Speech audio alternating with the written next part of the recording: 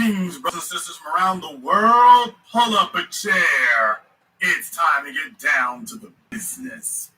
I am your host, your brother, your humble servant, Mr. Jason Black. Glad to be with you all here again for another edition of the program that laid the foundation upon which all of your red pill, MGTOW, high-value posers, alpha male wannabes, and other nefarious wannabes out there have stolen, plagiarized, and ripped off everything that they ever got. You'll hear them say it next week. You'll hear it here tonight before they steal it, remix it, and then try to feed it back to you next week. And we're going to talk to you now tonight about something I wanted to discuss here for a minute. And I'm actually not going to be talking that long if I don't just have to be here, because I'm actually more interested in getting feedback on this than anything else, quite frankly. I want to ask a very simple question tonight, which may seem to be otherwise easy, but I don't think it is. I want to ask a very simple question. And the question is, do today's black men deserve respect? It is very easy to do simple things, simple-minded things, minor things. It's very easy to be intellectually lazy. It is very easy to change the subject. It is very easy to talk about anything and everything. That is easy to do. What is not easy to do is to say, you know what?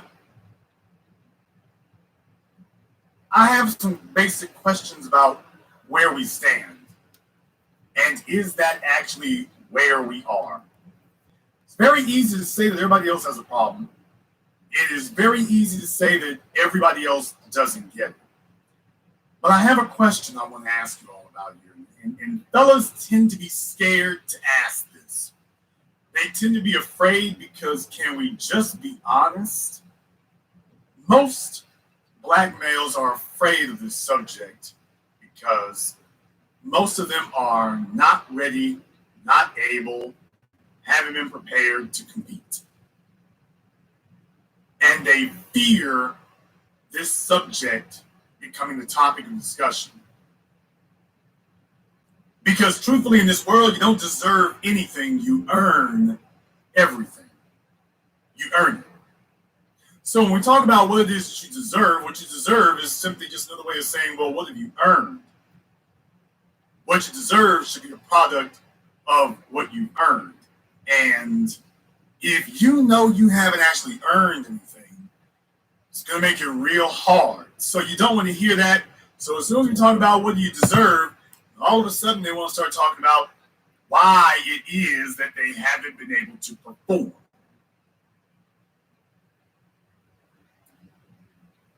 We live in a world where nobody cares about the disadvantages that you've encountered. As a man, you are expected to perform. You're expected to get the job done. Doesn't matter what handicaps you've been given. You're expected to get it done. Rightly or wrongly, fairly or not, this is what is expected of you. No one wants to hear your excuses. No one is accepting them. And that's rough. That's rough, especially when you know that you are unprepared. That is rough, especially when you know you don't actually have it. That's rough when you get it that you are not actually where you need to be. That is rough. That's a tough situation for you to be in. Knowing full well that you don't actually have it, that's a rough place to end up at. That's hard. And what we tend to do is we want somebody to come along and tell us it's okay that we are not able to succeed. Hold your hand and tell you, you know what, I understand that. Here's the problem. Your children can't eat, drink, or wear your failure. And there are a lot of people who have failed. There are a lot of black men who have failed, but wanting respect is a biological prerogative of malehood. I didn't say manhood, I said malehood. It's a biological prerogative. When a man isn't receiving respect, he is going to have an intrinsic, fundamental, visceral reaction to that. As men, we can't really define ourselves outside of that. We actually cannot. A male who is comfortable not being respected is not a man. A man who is comfortable not being respected is a child. Let me say that again. A man who becomes comfortable not being respected is not a man. He's a child. A child can be comfortable not being respected. A man understands that respect and survival go hand in hand. Respect and survival go hand in hand. When people respect you, they don't mess with you. See, you respect electricity. You respect what it can do if you get out of line. You understand there's not a big margin of error there. You respect electricity. You respect water. You respect these fundamental forces of nature. And a man, in his ultimate form of being, is a force of nature. But how can you be a force of nature if you are not respected? So every man aspires to that. He has no choice in the matter. Every man aspires to that. It's in your DNA. But I'm asking a question. Because you see, what good is a force of nature that doesn't act upon the earth? What good is lightning that can't energize anything? What good is the wind that can't move anything? What good is water that cannot hydrate anything? What good is it?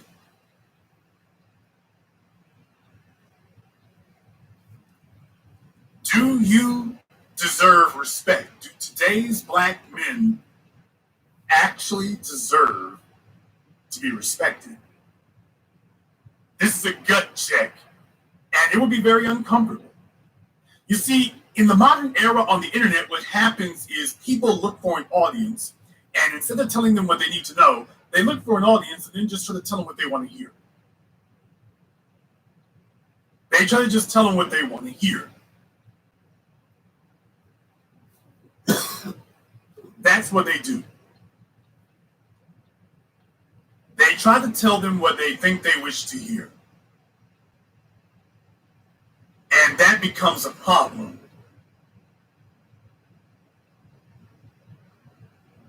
That becomes an issue.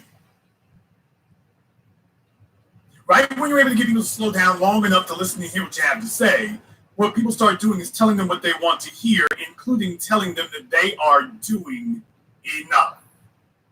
The problem with kitten heels and the high value posers and the MGTOW morons is we need to have a group huddle as men. Rather than attempting to do the impossible. The problem with Puss in Boots and the rest of their band of merry misfits is they are attempting to do the impossible.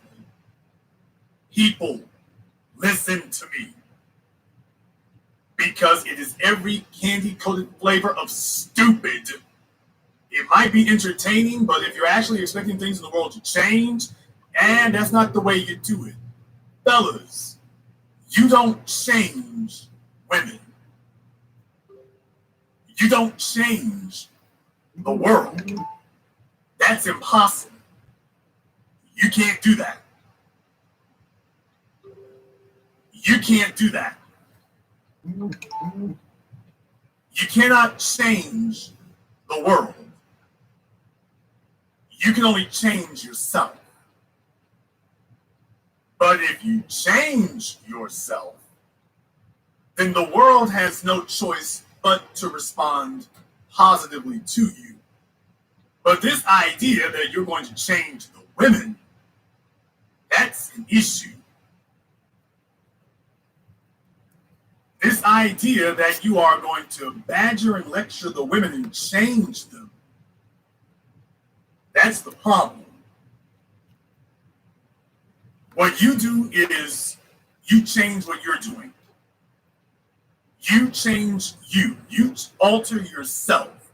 You upgrade yourself. You enhance yourself. And everything around you is going to respond positively.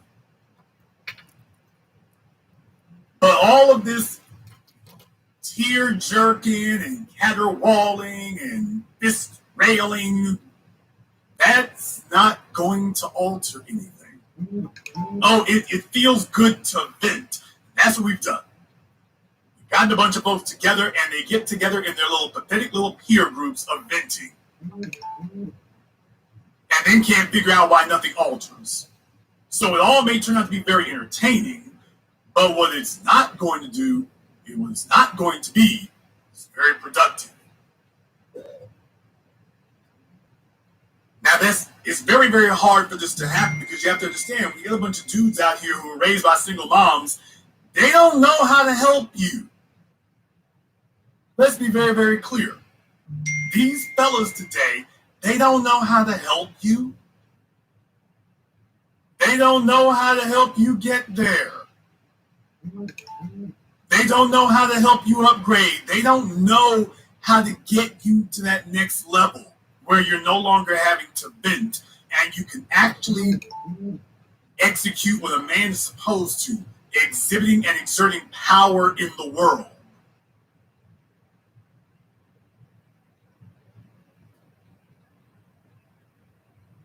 That's the essential ingredient. A man who feels weak and powerless is not a man. A man who feels weak and powerless is a woman. It's not optional. These things go hand in hand. It's not optional. So you have a lot of people sitting up here watching each other dance around like monkeys and gerbils, trading insults and other various nonsense. But what isn't happening is an alteration of the landscape.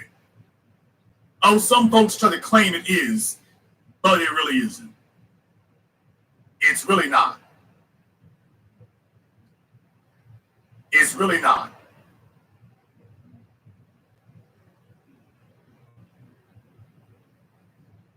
But I'm not going to hold you very long here because what I really want to do is I really wanted to hold tonight's program because I wanted us to discuss that. And I want to give you a chance to call in. I'm going to give the fellas a chance to call in about this. I know everybody else out there is trying to figure out, they're trying to treat it like a nightclub, and if they just make every night ladies' night, then that'll attract the men. I don't have to do cheap little tricks like that. I want the fellas. Fellas, I want us to have a conversation here, and we may do the women the blessing and the privilege of being able to listen in. But I want to ask a very fundamental question. Do today's black men deserve respect? That's the question I'm asking tonight. Do today's black men deserve respect?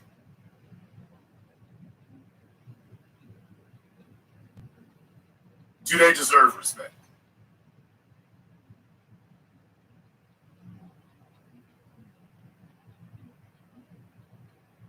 The telephone number is 646-787-1933. That's 646-787-1933.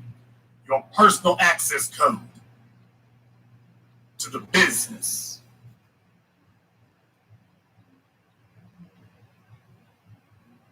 What usually happens is they tell people that if there's something you want to hear, that's all you have to do. All you have to do is tell people what they want to hear.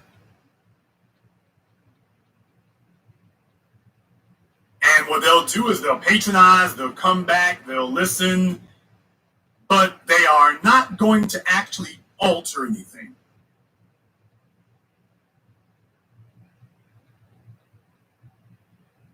We're different.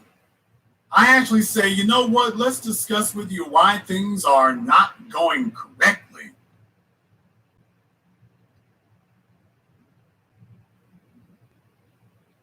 And it's a radical difference because then we have results. Then we have results.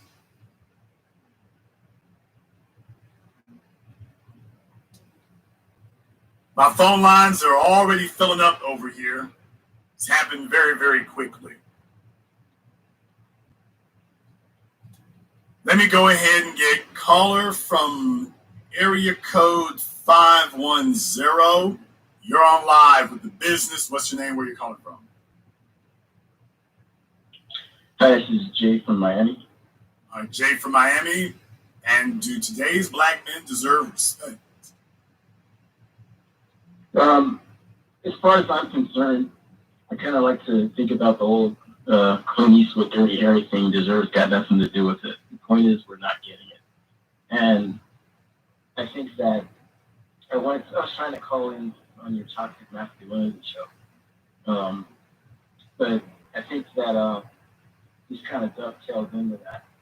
And I think we do have a situation where we've got toxic masculinity in our community, but not the way I would say the feminists define it. I think that black masculinity is very limited in the sense that we put too much emphasis on physical dominance and being able to, especially when we're young, being able to hold our own physically, fighting, that kind of thing. And I think that as you get older, you start to understand that competition really isn't about that anymore. And if you haven't really laid that foundation when you're young, you're going to be vulnerable as you get older, when it's more about systems, it's more about, in a lot of cases, more sophisticated knowledge. And I think that we as black men need to change our culture so that we emphasize those things at an early age so we're not playing catch up. And I think that we get to the point where later in life, you put together the IT show, which was fantastic, and everybody should check that out. But we're playing catch up when your sense of self, your sense of manhood is limited in that fashion, and everybody else is not. So I think that individually. Okay, brother, you're rambling on. You're rambling on. Now, this is another thing I want us all to understand here. This is a good teaching moment.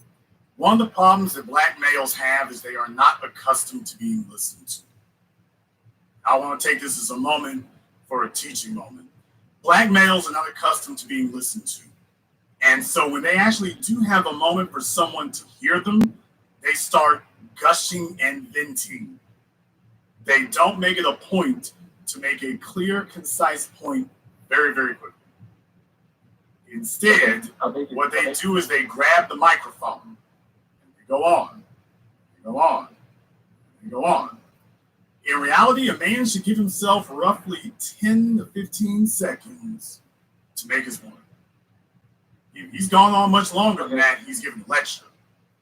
That is the real issue I want us to understand. You're already still trying to talk, which means you have not learned anything from what I just said. Well, Jason, I feel different. You can feel however you wish to. I have informed you of the objective reality. And that is one of the issues that we have. One of the issues that we have is that black males tend to have somebody give them attention and start performing. They take it as well. I'm not used to get listened to. Let me enlighten you all to everything I know, as opposed to being very brief in what we say. Because if you're actually hitting your point, you're going to get there very quickly. But black males are not accustomed to being listened to. And because they're not accustomed to being listened to, they tend to go on. They tend to go on. That tends to be a problem. So instead of us just getting directly to the point, because most people's attention spans, including what we're talking about, doesn't go on that well. Doesn't really work out. We tend to overdo that. So that'd be the first thing I would give you. All right. Yeah, I was actually surprised that you let me talk as much as I did. I was giving you. I let people talk. Sometimes folks say that we shouldn't talk. But the real thing is, I want you to understand that you also do not want to say too much for a reason. I'm not doing this because I want to give people an opportunity to understand what it is we tend to do wrong. Because you have to earn the right to lecture people. You've got to earn. You might be given 5 to 10 seconds just because you're breathing. You got to earn more than 5 to 10 seconds. To have the ability to do that, because if you're talking longer than that, what you're trying to do is you're trying to dispense your knowledge and wisdom. That's great if you've got knowledge and wisdom to dispense. And most black males, when you give them an opportunity to be heard, they just assume that they have that. That's where we're getting in trouble. We're getting in trouble there. Do today's black men deserve respect? Well, I'm not going to speak just yet on what we deserve or whatnot. What I will say is I know what we don't have. I know we don't have it. And I want us to take an opportunity to understand why we don't have it. So the first lesson I would teach is, brothers, you might want to give yourselves a stopwatch and say, I'm going to make my point in 5 to 10 seconds or less. And then if the people that you're talking to, if they want to ask anything else, and they will, well, then you can go from there. But then once again, make it as short as it can be. Because what and I'm not saying this to be hyperbolic, black males are not used to being listened to. We see this in church, we see this in schools, we see this at my movie premieres. I allow Q&A sessions at my movie screenings. But it tends to be a tricky thing, particularly with the black males. Because they're so used to not being listened. We're handing the microphone so they can ask one question. And immediately it goes to, well, you see, my name is Brother Mullah Abdul Muhammad Ahmed Johnson. And I have been living here in the city of Detroit for 25 years. 25 years. And I've seen a whole lot of things happen. Down there on the riverfront, I remember they used to, there we go. So it's really reflexive. We're not used to being listened to. And people sitting and listening to you for an extended period of time, that's a gesture of respect. Most black males are not used to having the respect to have people be able to sit and listen to them for an extended period of time. So when they do have an opportunity, they assume that position as opposed to earn it. So that would be the first thing that I would advise. We first need to make sure that we understand if a question's been asked, we need to be the yes or no guys. We need to get straight to yes or no. And then from there, folks can deal with it. If we're not saying yes or no, we might want to re-examine if we should be talking at all, because that's usually our way of saying, well, let me go ahead and talk for a little while. And in the process, nobody even remembers what we were talking about. That's the real problem. Thank you very much for giving us a call tonight. Yes, this is a teaching moment. This entire program tonight. Do today's black men deserve respect? Let me get called from area code 478. You're on live with the business. Do today's black men deserve respect? yeah, black men deserve respect because black men that don't get respect wrong from they die. Okay. People get hurt when you don't get respected. All right. What is your name? Where are you calling from? My name Brandon calling from Atlanta, Georgia. Brandon calling from Atlanta. Now, I didn't say do black men need respect. I said do today's black men deserve to be respected. Depends on the man. There's some men that don't, and some men that do. There's some people who. Let's talk about black men as a group. We're not gonna do the some do and some don't. Do black men as a group today deserve respect? That's a hard one. I say no. Okay, and why do you say no? As a group, no. I say no because we haven't built anything. And respect, it requires for you to do something. And if you ain't did it as a group, then how you gonna get respect? Anywhere you go in the world, people don't build stuff. Except for when you come to America, white people own stuff over here. So it's hard for a woman or anybody to respect you when you ain't got to show for it.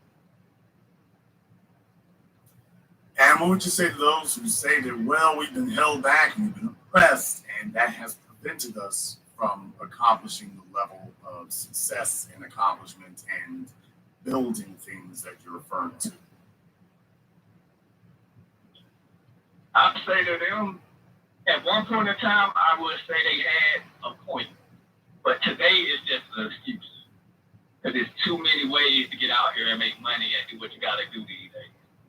Yes, we have it harder than every other group, but that shouldn't stop you. Even if you ain't graduated school or went to college, you could go out here and make a living doing trades, electricians, HVAC, drive trucks, anything.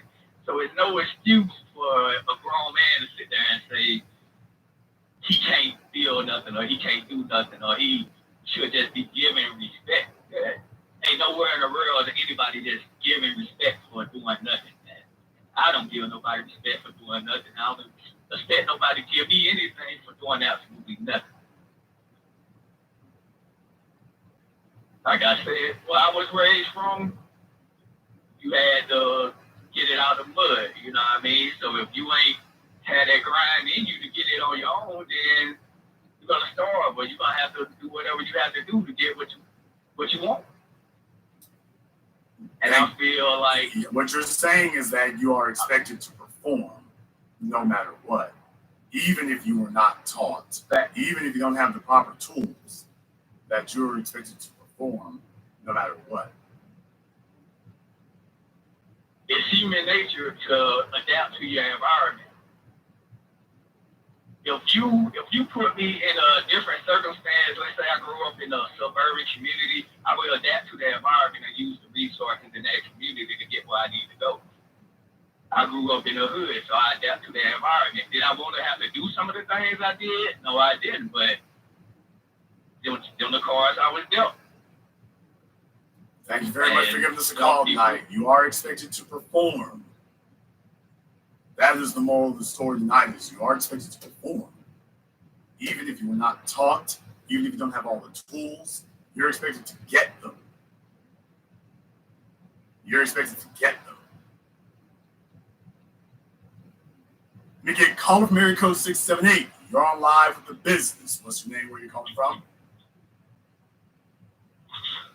Hello? Yeah. Okay, folks, if you're not ready to talk on the phone when you call in, don't call in. Caller from area code 972, you're on live with the business. What's your name? Where are you calling from?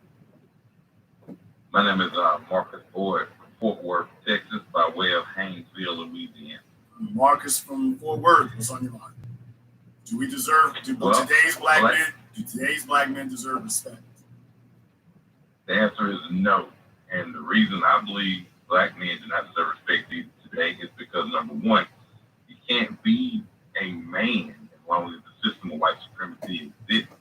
You could be a male, and all our respect was taken the men who were born into the system. if we want respect, we got to get rid of the system of white supremacy. That's my response. Okay? Here's the issue. How do you propose that we get rid of the system of white supremacy? Black empowerment. Okay? And exactly, specifically, what is Black empowerment? Doing for self, going for self, creating an economic base, and getting some economic independence, and doing what we need to do to create our own situation, void of whatever white people may be doing or not doing for us or supporting us, and things of that nature. And the people who don't want to go with that, got to leave them behind and keep pushing forward. Okay, but if we do that, what you just said to do, which is what needs to be done first, because you can't eliminate the system of white supremacy until you do those things you just said. Wouldn't those things actually make us respect you?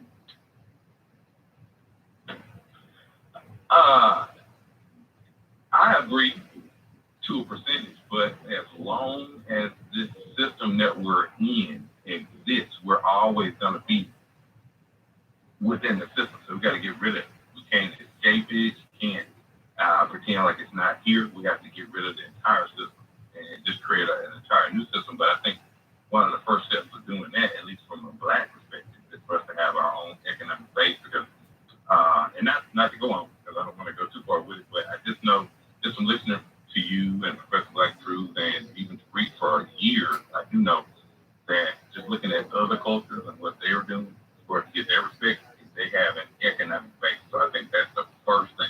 I think that would start to get those people to look at it. But do you understand? You're now repeating what you said before. No, how about Right. doing it? Okay. If you have to ask, then that's not a good sign. Okay. I don't see anything funny about being wrong. Mhm. How old are you? You're how old? 39. You're 39 and giggle like a girl. That's something that's not funny. Well, Interesting. the only reason I was giggling. Yes, go ahead and tell me the acceptable reason for a 39-year-old male giggling like a sidewalk sissy.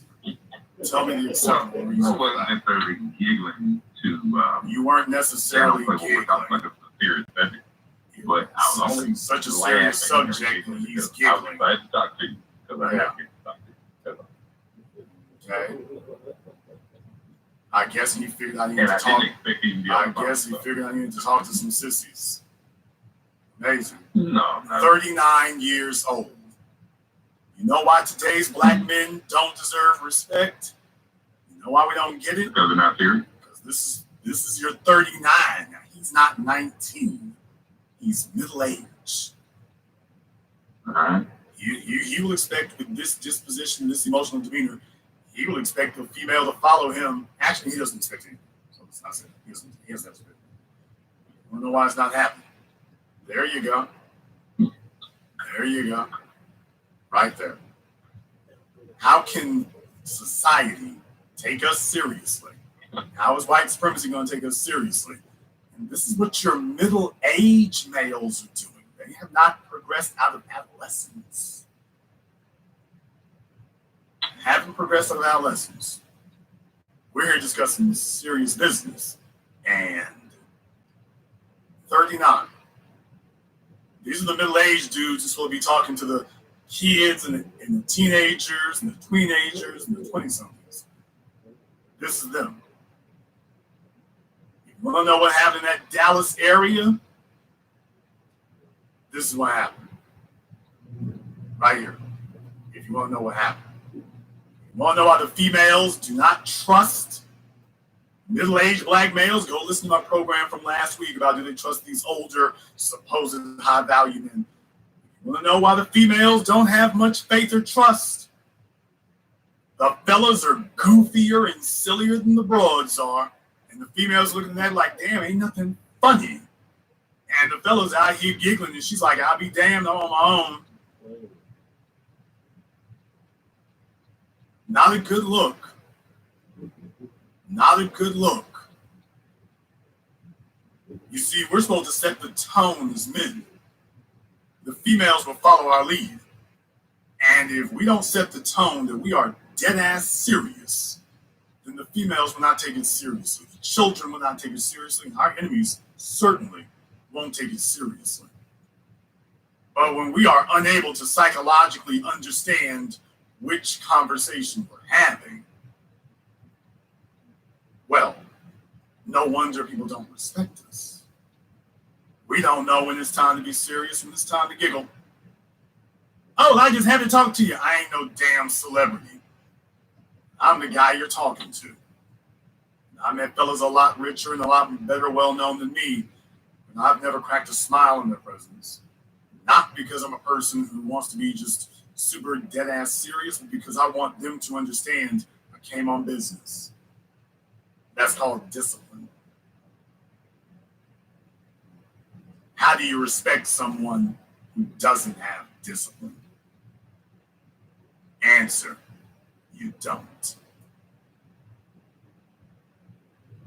This is a teaching moment, folks. Hopefully you've learned yours.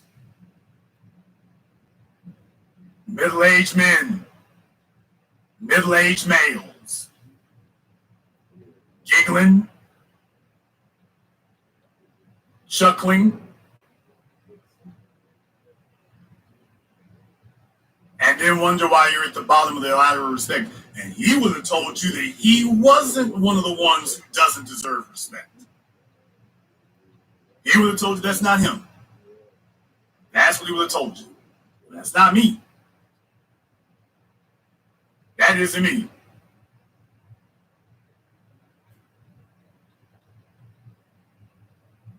That's what he would have told you. Caller from area code 615. You're on live with the business. What's your name? Where you calling from? Troy.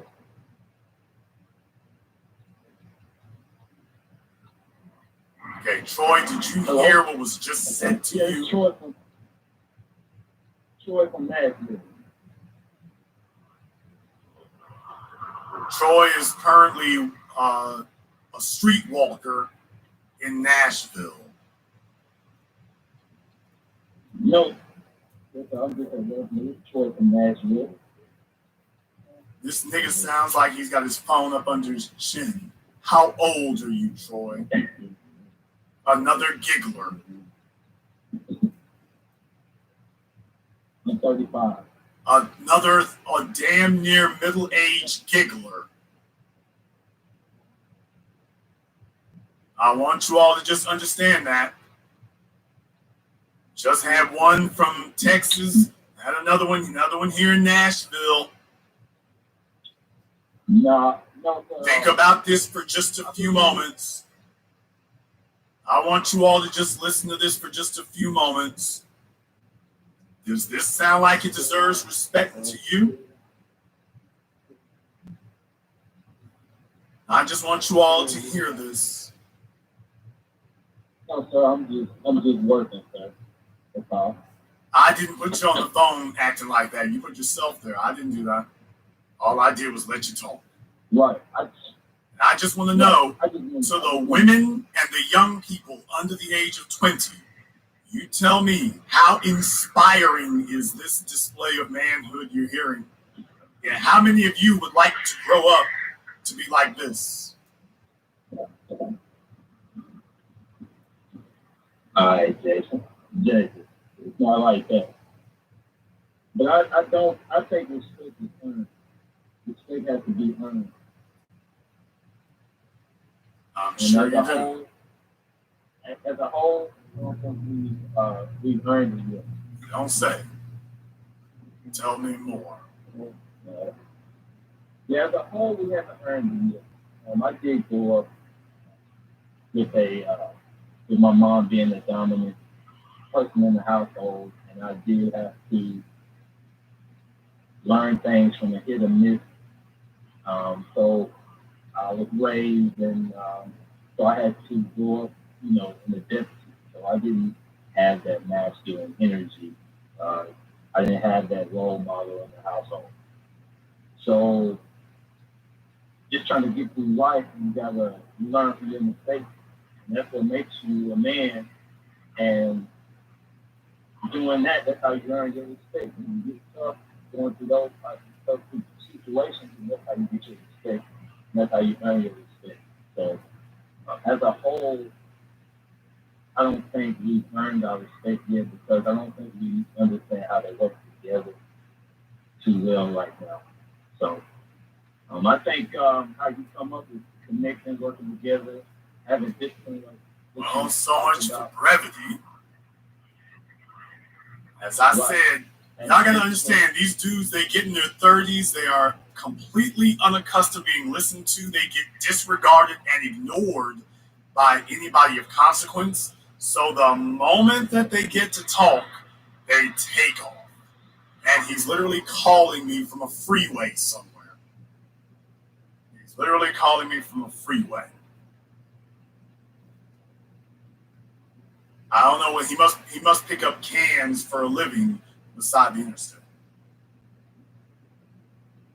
These are your 30-something-year-old black men, and damn near 40, damn near middle age. Yeah, yeah. Caller from area code 856. You're on live with the business. What's your name? Where are you calling from? It was Jeff from Camden, New Jersey. Jeff from Camden. And do today's black men deserve respect? Honestly, these young boys don't deserve it. Respectfully, just because in my eyes, like they both compete. They don't have that get back up attitude, trying to move up the ranks, trying to collect wins. Like I said, for over 10 years, I've hired a mobile detailer. So I have vans. I bring them on. If you walk up to me, say you want to work, I tell you to be here at 7 o'clock tomorrow. We're going to make over $100. And we're going to detail from city to city and Philly, keep the pressure, Maryland, everywhere. And it's just, I give them a couple of days, no days off. I don't take any days off, but you just can't make it. It's not trying to win, it's rather vacuum forever, rather than try to get to the polish and get more money and eventually in your own band. I'm just seeing it now. And same thing with the giggling issue you're talking about, stuck in the teeth, or his thing is talking on and on. You know, first of all, doesn't surprise me you got a business owner on the phone. Because when it's time to do business, we don't want to bull jive around. We're trying to get straight to it. But that is an outgrowth of your personality. If you are a person who is okay playing around, stalling around, messing around, then yeah, you let people run you around in circles and nothing gets done. But when it's time to do business, we're trying to get from point A to point B as quickly as possible. And you don't get there by acting entertained and comedy skill.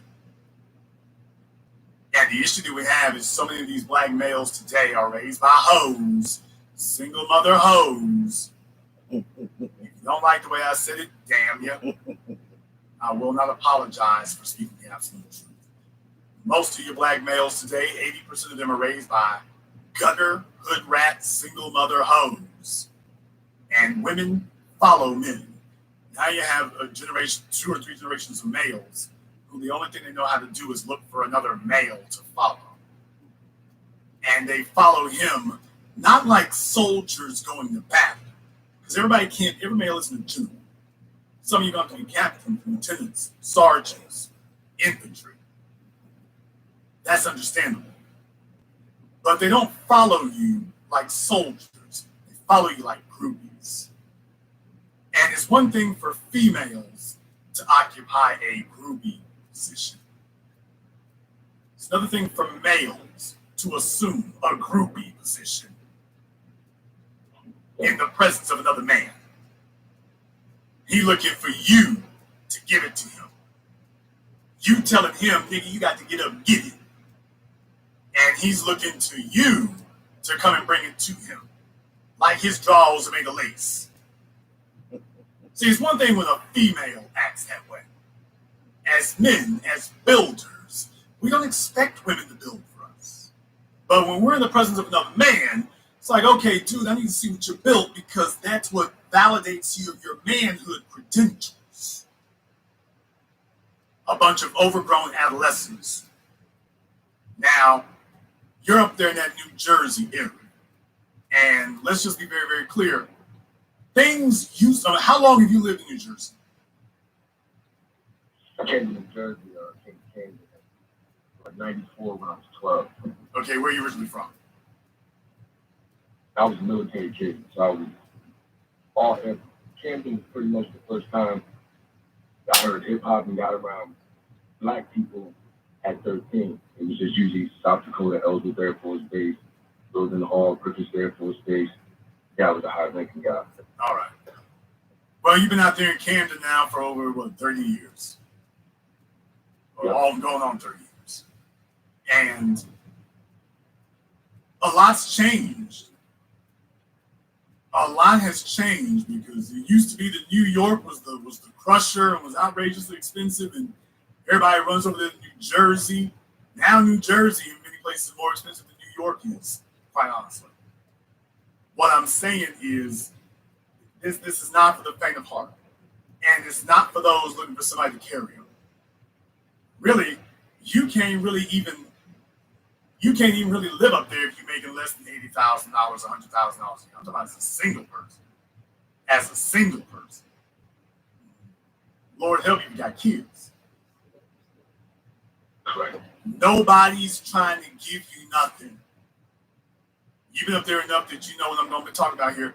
When you come across when you leave Manhattan, come through the Holland Tunnel, going over to Jersey, ain't none but Indians when you go on that side. Ain't none but Indians over there in, Inglewood?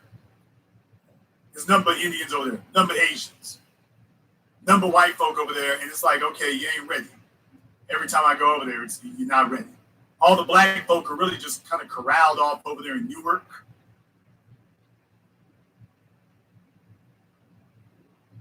Hell, they ain't even really down in Trenton like they used to be. At all. Not really in Trenton like they used to be. What I'm saying is, how can I speak about these places like that? They ran everybody out of New York and whatnot. They fled over to Jersey and figured, well, we can catch our breath and be safe for a little while. No, you can't. No, you can't. At all. I'm trying to think to myself, brother. I'm trying to think to myself the last time that I saw one of them Indian dudes laughing. When you talk to them about what a problem is. That you're there to talk to them about a problem and they start laughing. I'm trying to remember that. These Asians sitting up here claiming they're getting attacked and everything. I ain't seeing none of them laughing.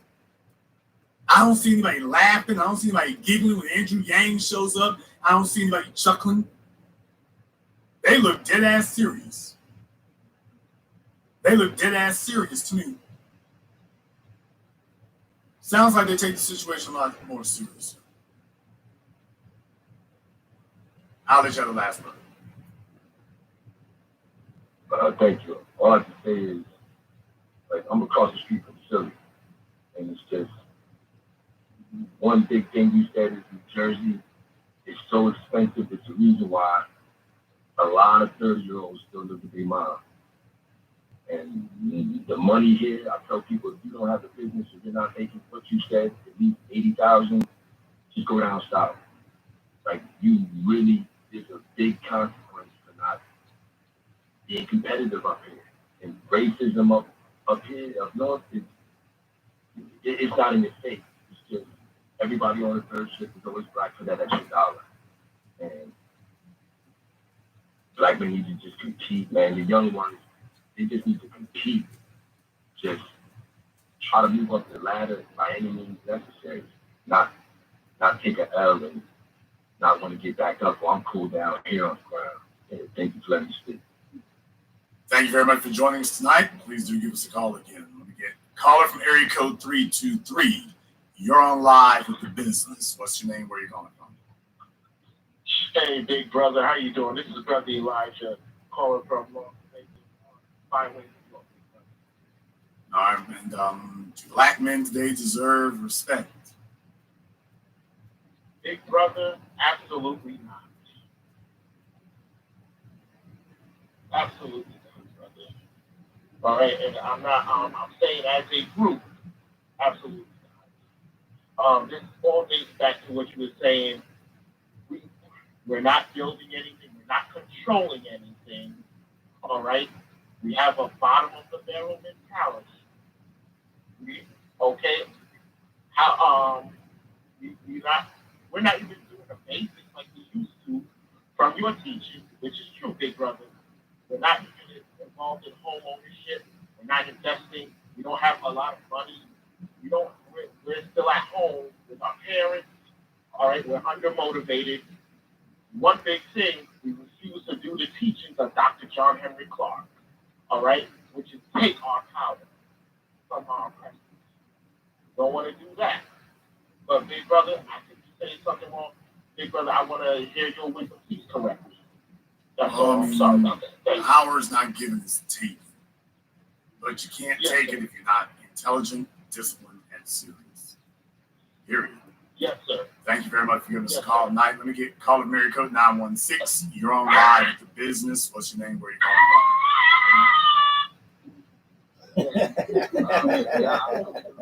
from? Okay, sounds like you got Rosemary's Baby going on back there. Yeah. I mean, I probably should have called. I was listening, and I got my kids in the car. I can call another time. You sound very hyped. How old are you? I'm 42.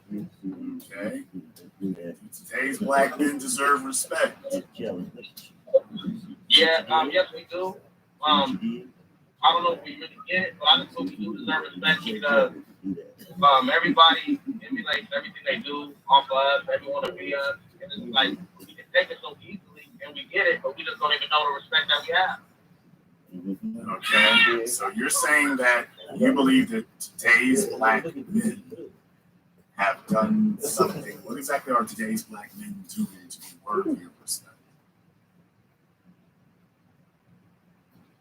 Well, I just know the black men I'm around. I know we all handle our business with our kids and our families and in life, and we could be doing more. But it's just that if men in general are getting respect, we deserve it too. I mean, because I feel like I'm respected, and I'm gonna demand respect. If you don't respect me, you're not gonna be in my face. So a lot of black men I know have that same mentality. Explain to me exactly how it is that you feel you are respected. Pardon me? Explain to me exactly how it is that you feel you are respected. How do you know that? Because respect is when if somebody can't just treat you a certain way right in front of you, you get respected. If they gotta say something behind your back or they gotta just not do, you get respected.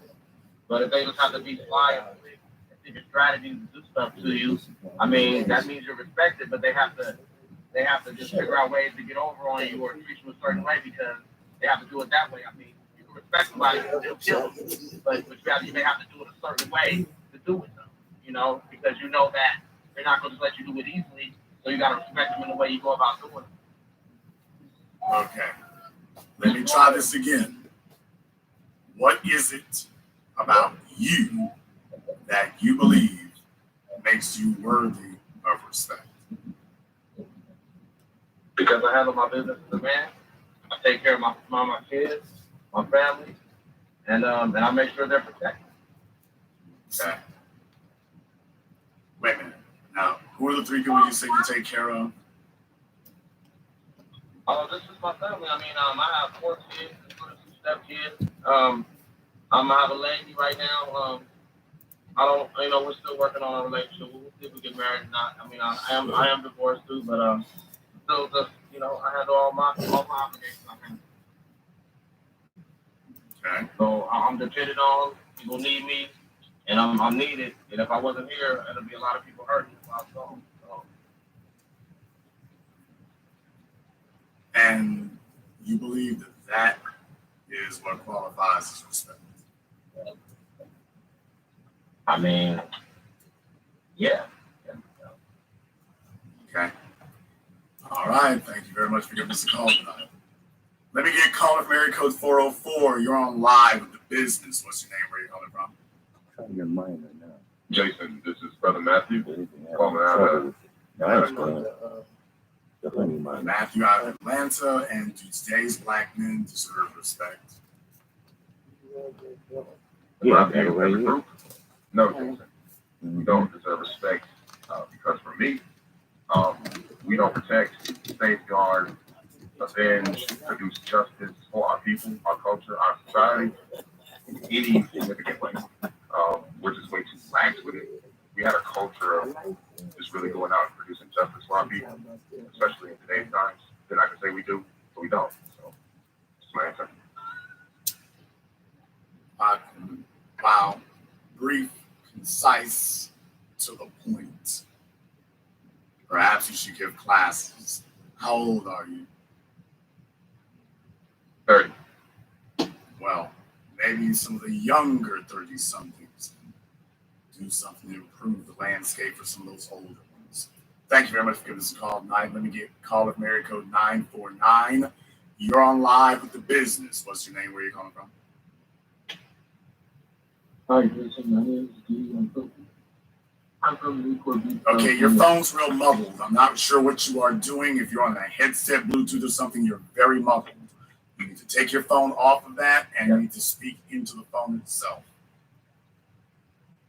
Hi, my name is Steve. I'm from Newport Beach, California. Okay, now your signal is no good. I'll give this one more try. What is your name? Yeah, hi, my name is D. I'm from Newport Beach, California. D from Newport Beach. What's on your mind? Yeah, I don't feel like black men deserve respect today because we don't value marriage. I'm just going to leave it at that. Okay. Why do you feel that black men don't value marriage? Because 80% of the children that are born that are black and that are born to unmarried mothers. You sound right. I just said the same In any thing. other group. How do you really feel it? Okay. And why do you feel that And you said at the same time. So my of money. black children today are born to single mothers? Yeah, like because I said we don't see the value. in He says marriage. we. We don't. He says we. Like He's other groups. He's He's colored. probably one of the mulatto motherfuckers. Yeah, mulatto. Yellow motherfuckers. How old are you? Ask him what I'm he 29. Okay, it Yeah, sounds he like is. Leopold. Leopold, Really yeah. does. He does sound like Leopold. But What I'll that assume it's not for now. Although, yes, Leopold it does got sound paid eerily called familiar. in with It his really real does. phone. He called us a bunch of knickers. Let me find out here. Oh, but he wasn't. Do He's you white. know the Oh, that's why he numbers meant. Yeah. behind what you just said? Because for what you said to make sense, it basically would have to have a 1-to-1 ratio if you're going to put that to feed the black men. So, do you actually know what the numbers are? I haven't looked at the Okay. exact The answer is yes or no. yes. Okay. Give me the numbers. Do not give me an explanation. Only tell me the numbers. Of our group or of other groups. Okay. What percentage black females are single moms?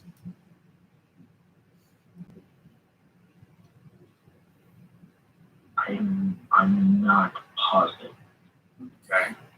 What percentage of black males are single fathers? I am not positive. For you to offer the indictment of black men as a group, like you just did, what you said might actually be relevant, but only if it's accurate. However, you just made a statement that, quote, we don't value marriage, and yet you can't tell me how many don't value marriage. How many do you think it is, since you've come to this conclusion that black men as a group today don't value marriage? How many, what is the number you think it is? The number as far as black people that are not being married. Well, let's start with black men, since that's who you made your indictment of. Let's start with them. Yeah. How many of them do I think are not married? Well, you mentioned about making kids not married, so I guess we can start with how many are single fathers. How many are fathers? You're repeating yourself over and over again. How many black males today Well, Jason, are single fathers? Yeah. You asked me that. I Okay. said I'm not 100. All right. Then what you're saying, and I asked you, how many do you think are, since you've come to the conclusion that most black males do not value marriage. You're stalling.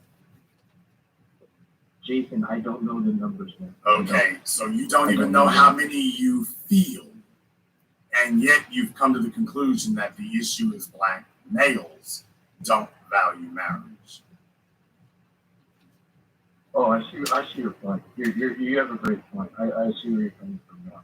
Yeah, because it doesn't seem like it would be a black male issue just because 80% of children are born to unmarried mothers. It could be a woman's issue. Yeah, that's a great point. I get that.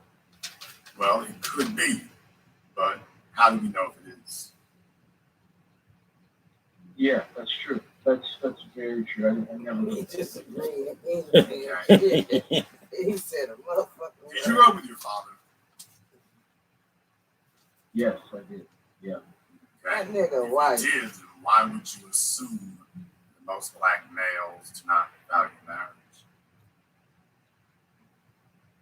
Well, I think, and this is just my personal opinion. This is not data. This is not a study. It just seems like a lot of black men that do have children, they have them from multiple different women, and then most of the time they're not married to this women.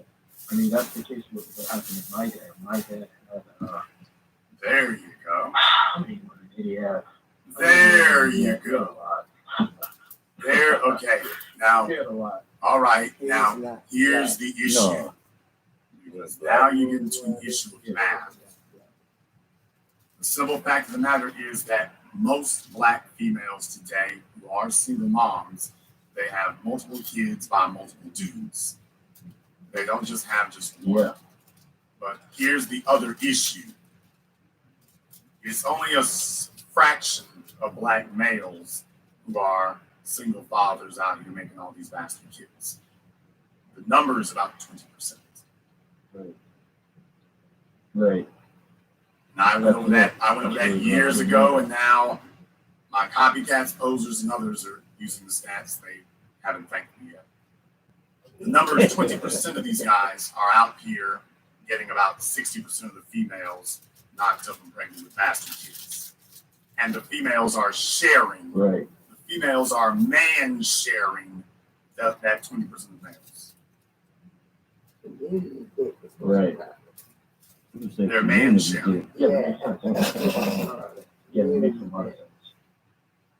So the question is, Yeah, who's so making, if the question is, okay, stop talking.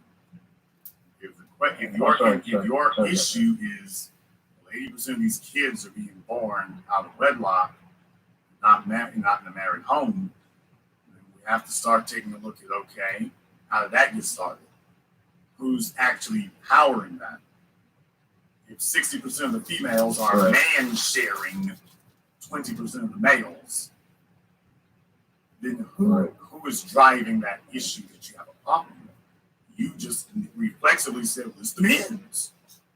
And then, of course, when I asked about your father, I'm like, oh, okay, I can see why you would assume something like that.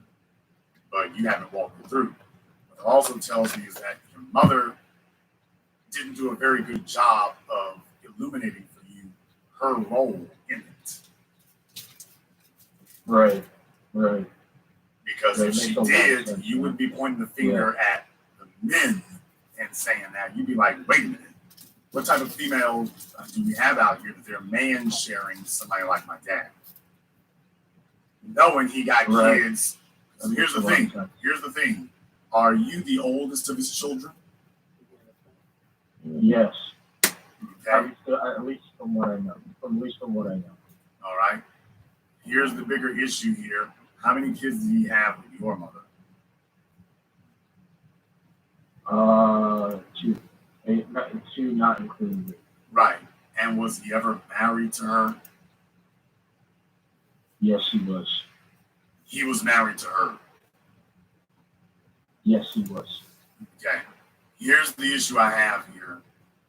No woman marries a man not knowing what he is. She marries him because of what he is. And usually in the he was beginning, rich. That's why. well, Yeah. I don't know about that part, but I will say that obviously she didn't have a problem with a fella who gets around. He didn't just wake up one day running through a bunch of females so recklessly. That's who he was and what he was when she met him. She thought it was a game Right. and found out it wasn't, and as usual, the children wind up paying the price. They wind up paying the worst price because you're thrown into a situation you never asked to be in. She asked to be with that dude. She fought to be with him. Right. You didn't. Yeah, that's super true. That's super true. That's the difference. Yeah, Now that's here you super are true.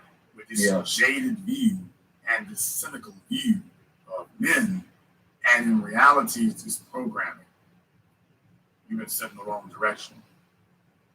So, have you stop? Another thing, Okay. Jason, can I say something too? Break pedal. When was the last time you talked to your father?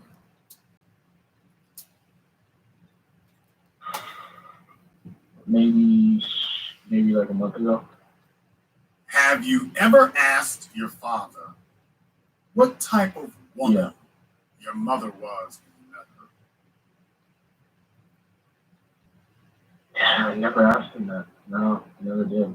Have you ever confirmed that your father was actually legally married to your mother before you were conceived?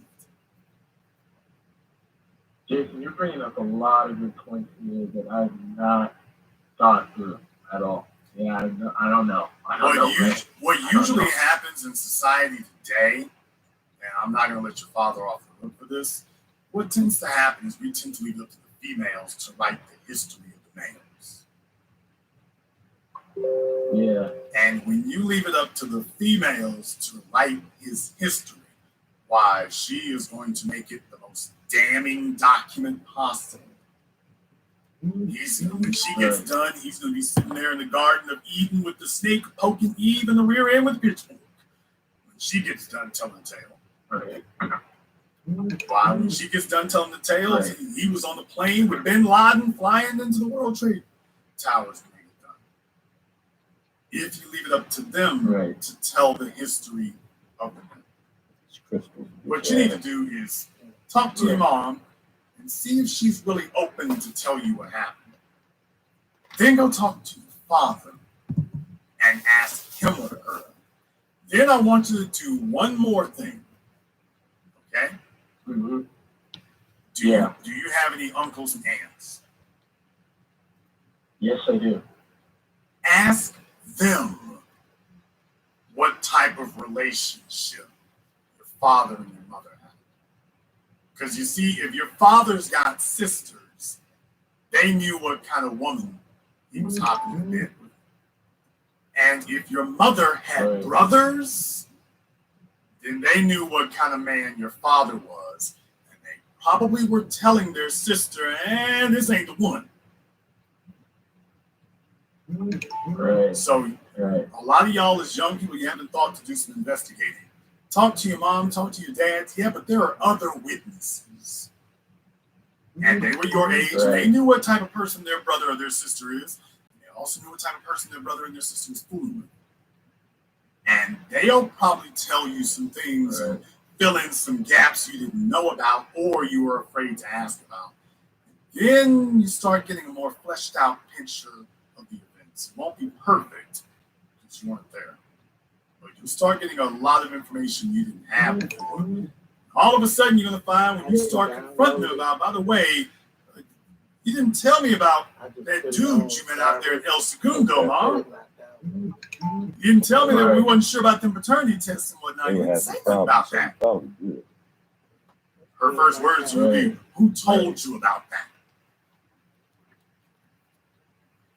So what I'm saying is, a lot of you are making assumptions. You should take out the time to validate your assumptions. Because there is such a thing as fact. There are such things as facts. Right. There really, really are. Thank you very much for giving us a call tonight. Yeah. California. Call of Mary Code 574. You're on live with the business. What's your name? Where you calling from? How you doing, Mr. Black? What's your name? Where are you calling from? This is Divine calling from Melcart, Indiana. Okay, what's your name again? And this is Divine. Okay, Levon from Melville. What's on your mind? Zephyr with the Z, sir. I'm sorry. Zephyr. That's very creative. I won't get into the etymology of that name. Do today's black men deserve respect? Depending on what era they come from. Okay, I did not ask that. That's a yes or no question because we exist as a group. Do today's black men deserve respect? No, not today at all. Because the ones that represent, today's era of men, they're not the ones that are supposed to be represented because their representation is totally far from where the real black men etymology should be. Okay, and where should that etymology be? Well, as we stand as men, excuse me, but as we stand as men and how things are going right now, we see what is going on, and it's just very far and few of us that see what is going on, and that want to correct the situation that's going on, and it's just that those that right now, the younger ones, they don't understand that and they don't see it, and it's hard for us to have them understand what the hell is going on. I know I used the word etymology earlier. Then you use the word etymology. I want to take a few moments to Google that word and find out exactly what it means. I'm almost certain that it's not really related to what we're discussing. Thank you very much for giving us a call here tonight. Okay. Fellas, if you think this is a great look tonight, some of y'all are proving it right. Call of Mary Code 330. You're on live with the business. What's your name? Where are you calling from?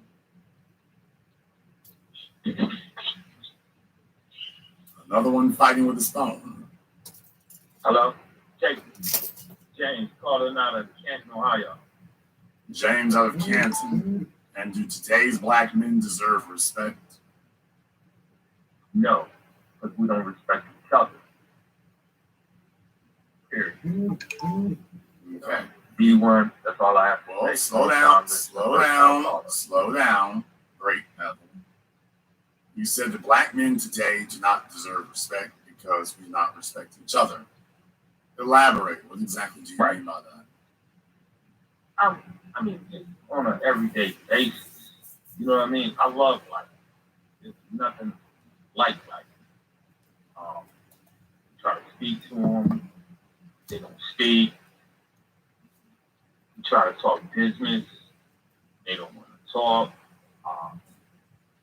Man, I can go on for days, But at the same time, you see the same black people men speak to non-black people, white people, you know. So, you know, I don't really have much to say. I'm just telling you what I see on a day-to-day basis. Well, I actually find that to be accurate. Thank you very much for this call tonight. No, I don't have a lot to say tonight. I know some of you want me to go on, and you want me to pontificate. Actually, I don't have a lot to say. I want you all to hear what the callers have to say, not me. Caller from area code 321. You're on live with the business. What's your name? Where you calling from? Hey, Jason, this is Antoine from Orlando. And I do think we as black men deserve respect. But I have some points that I say then. Okay. What is it that you believe that black men are doing today that makes them worthy of respect? You're saying today, right? You're not saying all throughout the era? No, sir. Today. Right now, All right. 21st century. What are black men as a group doing today to be worthy of respect? Okay. Well, right now, who's doing the pull-up summer? Who's out there putting the payment? I mean, even you yourself. You know what I'm saying? Putting up the billboards. When all black men came together for Breonna Taylor, even though they tried to pretend that was not true, we did. So we are coming up. We came up money-wise. I mean, right now, I think the average black man is $42,000. I think the white man is at $52,000, if that's not correct. So we try to come up money-wise. And no one's gone through the BS that we have gone through as black men. I dare anyone say that any race of man can deal with this nonsense that we have to do from 400 years to this day. It is an insult to say that to black men. We create a whole music genre called R&B to uplift black women, and they have the nerve to say the nonsense they say. When people think of R&B, they think of black women. But you said today. Yes, I said today. I mean, even look at Ice Cube. Ice Cube, he had your paperwork. He had some of your ideas. Who came in there and tried to put salt in it? Unfortunately, a black woman. The things that you're pointing out there are certainly true. You do talk about, my work and whatnot, and I certainly am very proud of that. And I consider that to be, if I may say, it's been a bright spot on an otherwise bleak landscape. But I don't represent black males in general. I don't represent black men as a group. Well, I personally believe it's more propaganda, just like how that guy really thought that all black men had all these baby mamas. You got to correct them that it's 20% having all these kids. Because 80-20 rule is definitely real in black America. Like, I didn't even know until you and some other people that black men were making this much. I didn't know we were 10,000 under a white man. I think we're a lot higher and better than what they try to give credit to. And unfortunately, even some of us believe the bullshit. Well, let's take a look at that for a moment. First of all, when we do talk about what you just said there about, what numbers are represented about what. First question I would have to ask you here, it sounds like you've been a long time listener in this regard. First question I would have to ask you is, what percentage of black people practice cooperative black economics?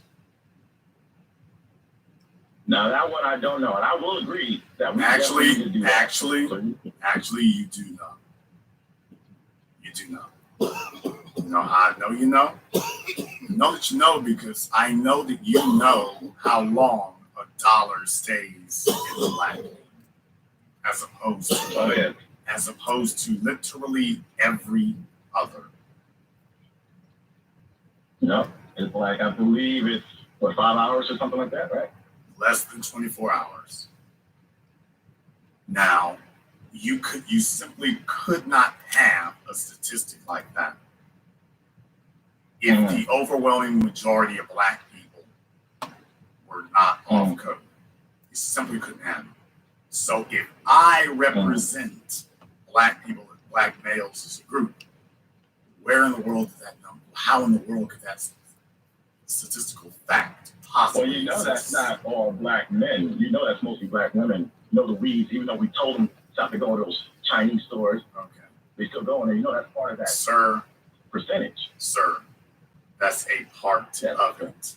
Are you sitting here trying to tell me that black men do not do the exact same behavior? No, I'm not saying. Okay, I'm not saying that's what you just. we're not a That's part of what it. you just said, But who's a bigger spender in black community? sir. It doesn't matter about who's the bigger spender unless you can show me that black men are spending money with each other for the first 2 days. Unless you can show me that our behavior is demonstrably one iota different. Well, I do have criticism for black men. One thing I feel like we do have a Highlander mentality, meaning that if we see another black man coming up, we feel like we got to shut him down. If we see he has a lot of followers and his Instagram, his YouTube, or whatever the case may be, for some odd reason, black men, we feel like we have to shut that guy down instead of working with him. That's the only real advantage I know. Here's the real thing I'll say about that. Once again, these are unpleasant realities, to be sure, but we're not going to fix anything by pretending that reality and math don't count. They count. Mm-hmm. These are mathematical realities. That's all. We cannot make believe or fantasize our way out of it. What black women are doing is irrelevant. There's 2 million more of them than us. If black men were not doing the same behavior, those numbers would not skew so heavily. Those numbers are clear. Mm-hmm. When you go to Foot Locker, those numbers are clear. When you go to the mall and look at the Gucci store, those numbers are clear. When you take a look at Xbox sales, those numbers are clear. That's not a bunch of females lined up for that, sir. It's not a bunch of females lined up for that. What? Not at all. Now, yes, as black people, we should do group of economics. But like I'm saying, are you saying just because of that weakness that negates everything else I just said? No, I didn't Is that say. what you're trying to say? I'm not going to say it negates it, but what I will say is that you can't say that outweighs it. No, it's definitely a problem. We agree there. Like, I do see movements on social media, Twitter, where people are pushing, we need to push group economics. I have to hear black men, I do go on the manosphere side too, and they say the same thing. There are people on that side that have the same criticism, and they're trying to put people together. Even I don't lie, I listen to what you call Kid Hill Kevin, he says it too. Believe it or not, they used to come after his head before he got big. Believe it or not.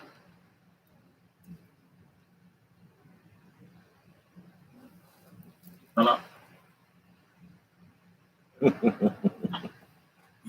You can tell the intelligence of someone by the people that they quote. What's on this on this? Please enlighten me. I don't think it would work. The very fact of what you just said, and I knew you were going there, which is why I let you keep talking, because I knew you were going there already. You have to understand, some folks don't like to know things. They just like to be entertained and they like to believe things, but they do not like to know things, because knowledge is a far harder skill to acquire than feeling. So when they get a hold of erroneous people giving out bad information or people with bad motives, they don't correct. They don't self-correct. They just keep going. And when you start citing disreputable sources as being credible, that's the first sign that, yeah, no wonder I'm hearing some of it. It's not surprising to hear the things we're hearing. Not surprising. What was the point that was wrong, though? Because I do listen to you, too. Okay. So, please, if I'm wrong, this would be like the problem what you're trying to do now is this would be like me trying to explain to somebody why. I'm not going to argue with you. Okay. Pump your brakes. The problem with me attempting to enlighten you would be this would be the same as me trying to explain to someone why they should listen to Fox News. If I have to explain it to them, it's not going to do a whole lot of good. If they cannot see it, if it's not self-evident to them, then it's not going to do a whole lot of good. It really is. But y'all making the same point. If you think that the same point is being made, That's why it would do no good to explain it to you. So you don't know. That's fine. No, sir, you're just too dense, and it's not worth the time. No, it's obvious. Hang up the phone. Hang up the phone. Okay. It's Just obvious. hang At up no point- the phone. Look, You're yes, done, go sir. ahead. You are done. Look like I- Hang up the Go ahead, phone. hang up. Last try. Go ahead. Go. I don't mind if I do. Caller from area code 484. You're on live with the business. What's your name? Where you calling from? Hey, yo, call out, call out here. Okay, outside. Okay. He's calling from a wind tunnel. I'm waiting for- So far, we've had about 2 callers tonight who actually represented things well. Everybody else has demonstrated, basically, they've been exhibit A of tonight's topic. And it almost sounds funny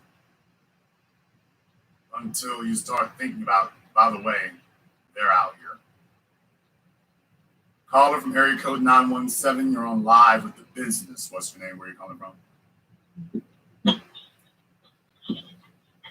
Hello. And yet another person not holding their phone and scrambling for it. And she was so goofy, she hung up on herself. Amazing.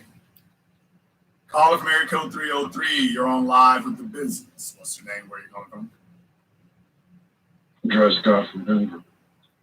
Dre Scott from Denver. And do today's black men deserve respect?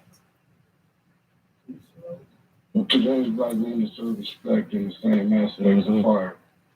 Some of us, or like yourself, would be a raging forest fire, which could destroy or build society.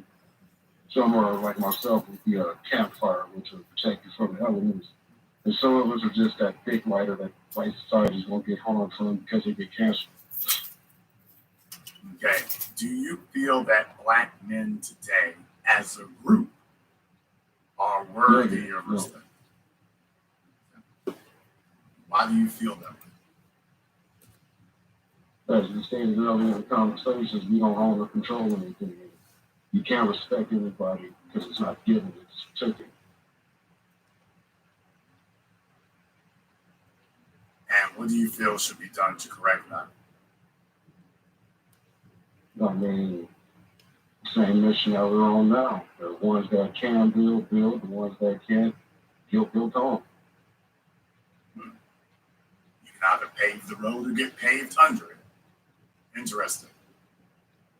I think I'll keep that one. Thank you very much for giving us a call tonight. Let me get a caller from area code 267. You're on live with the business. What's your name? Where are you calling from? Hey, this is Jay from Philadelphia. Jay from Philadelphia. And Do today's black yes. men deserve respect? Today's black men, we do deserve respect. Just like how any other human being or any of the ethnic people deserve respect.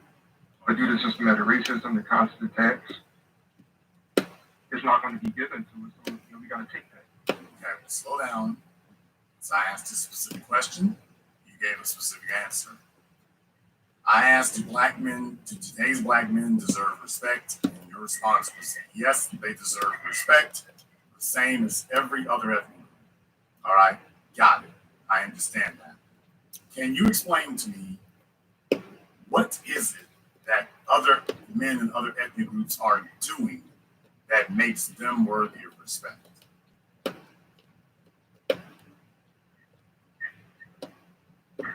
Most ethnic groups, they still have their family structure tight. I would say that. So that's one thing that we can strengthen up on. But when I look at the attacks, the constant attacks, constantly because other groups see us as a threat. Media and everything else, we can attack on all corners. So I take that into consideration as well Okay. on our condition. Here's the issue I have here. The issue I have is that you started by saying that black men deserve respect for the same reasons other groups do. I didn't ask you what the other group's doing to get respect, and the first thing you do is tell me, well, they're doing things that we're not doing.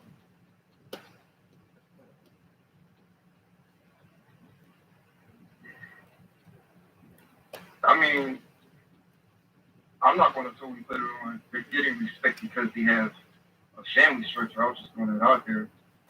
But everybody, in my opinion, everybody deserves respect. Just on the human, basic human, we're not even getting that. Really?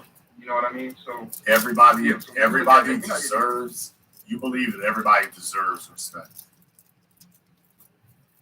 as a on a human level, everybody deserves respect. As a basic, on a group, not every individual, but I believe every society deserves that basic human level of courtesy and respect. Why? Because we're all human beings. So you And, believe. yeah. So you believe that respect is a human right.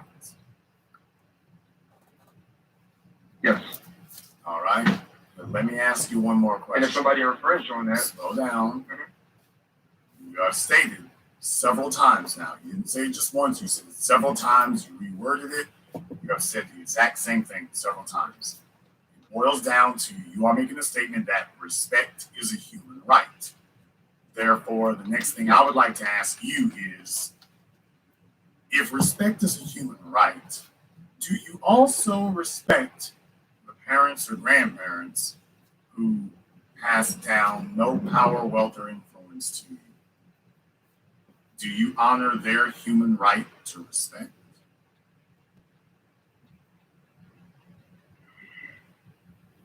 every situation is different in that sense. Sir. I can't Sir, generally answer Sir. that for every single body. sir, if respect is a human right, then you are telling me now that Okay. you're telling me now that you have the ability to ignore their human right. I would say yes. I do respect my great grandparents. I respect my grandparents and How about your parents? yes, I do respect my parents. Even if they have passed down nothing to you. I still respect my parents. Okay? And do you respect your racist school teacher? Racist school teacher? No, I would not respect a racist school teacher. But they have a human right to respect. Yeah, on a basic, see, as a group, I thought we were talking about in general as a group. No, sir. I'm talking about as a group too, because you see, racism. We live in a system of white supremacy. The teacher is just one representative of that system, but they are representative of a system of society as a group. So yes, sir, I am totally accurate. Okay, well, I can't say anything. Every white teacher I've had in my life is racist. Didn't ask you if everyone Because I have was. white teachers that I didn't ask you if everyone was. However, we all agree that we live in a system of white supremacy. And since you live in a system of white supremacy, when you encounter a white supremacist, the question becomes, well, they're still human. Therefore, we need to respect their human. They deserve the human right of respect. Correct? Well, if they have a white supremacist mindset, I'm not going to respect that. The same way as a black teacher has a mindset to keep black men, to try to black men to be with black boys and black children and whatnot, Okay. to do things to them. Because I've had So, black teachers. Okay, so what you just said is that respect is not a human right.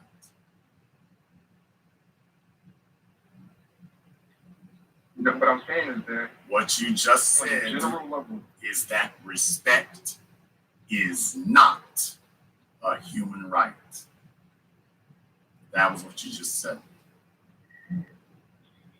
respect is a human right. Okay. When you infringe on that, Oh no. Because you see, your racist teacher cannot infringe on that. You can. you can infringe on her human right to respect. She can't infringe on her own. You can't say that a person can infringe on their own human rights. You can't say that. You can't say that a person is abused. If it's a human right, you can't say that person is abusing it. It's a right. If it's a right, then you don't get to set the parameters of it.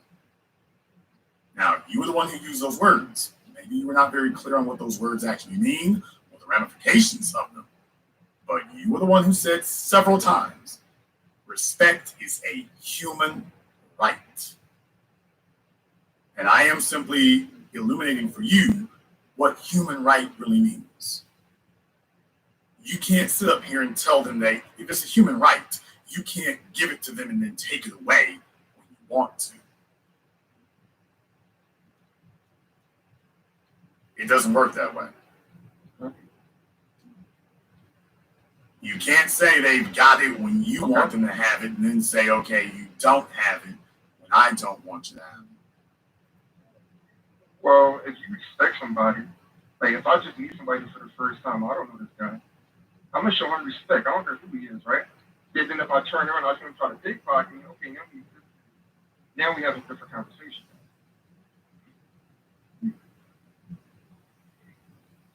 Native Americans, when they welcomed the Europeans for the most part with open arms, and what happened?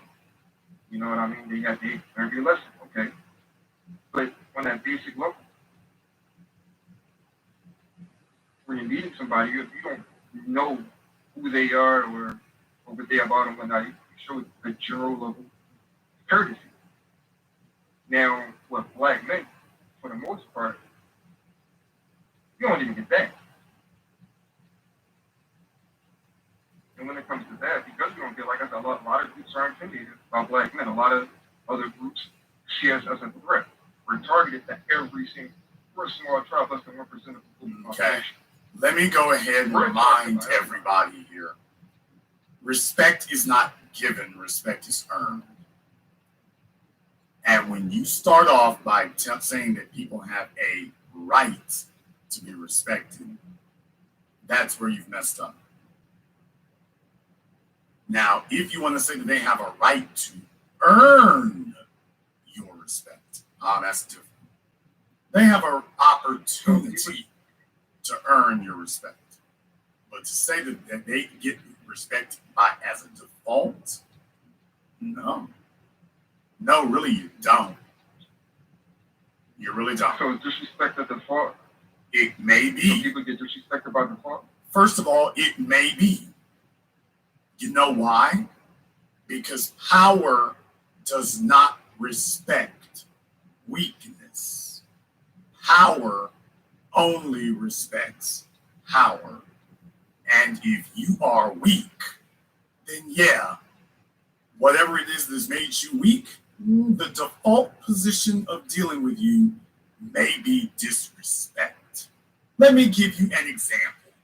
Let's just say that we're dealing with some old black person, and I tried to give you an opportunity before to divest yourself from this, and you didn't do so. So just understand this applies to you now. You had an opportunity to say, that's not me. Unfortunately, this applies to you. Let's just say that we're dealing with some old nigga who never did nothing for us. Let's just say that he spent his whole life getting old. And let's just say that he told us that his contribution to us was, I spilled blood on everybody's breed. I got my ass beat on everybody's breed, so you young black folks can go shop at T-Mobile. Y'all should respect me. I got my ass whooped, so you can go to McDonald's and order a McGriddle.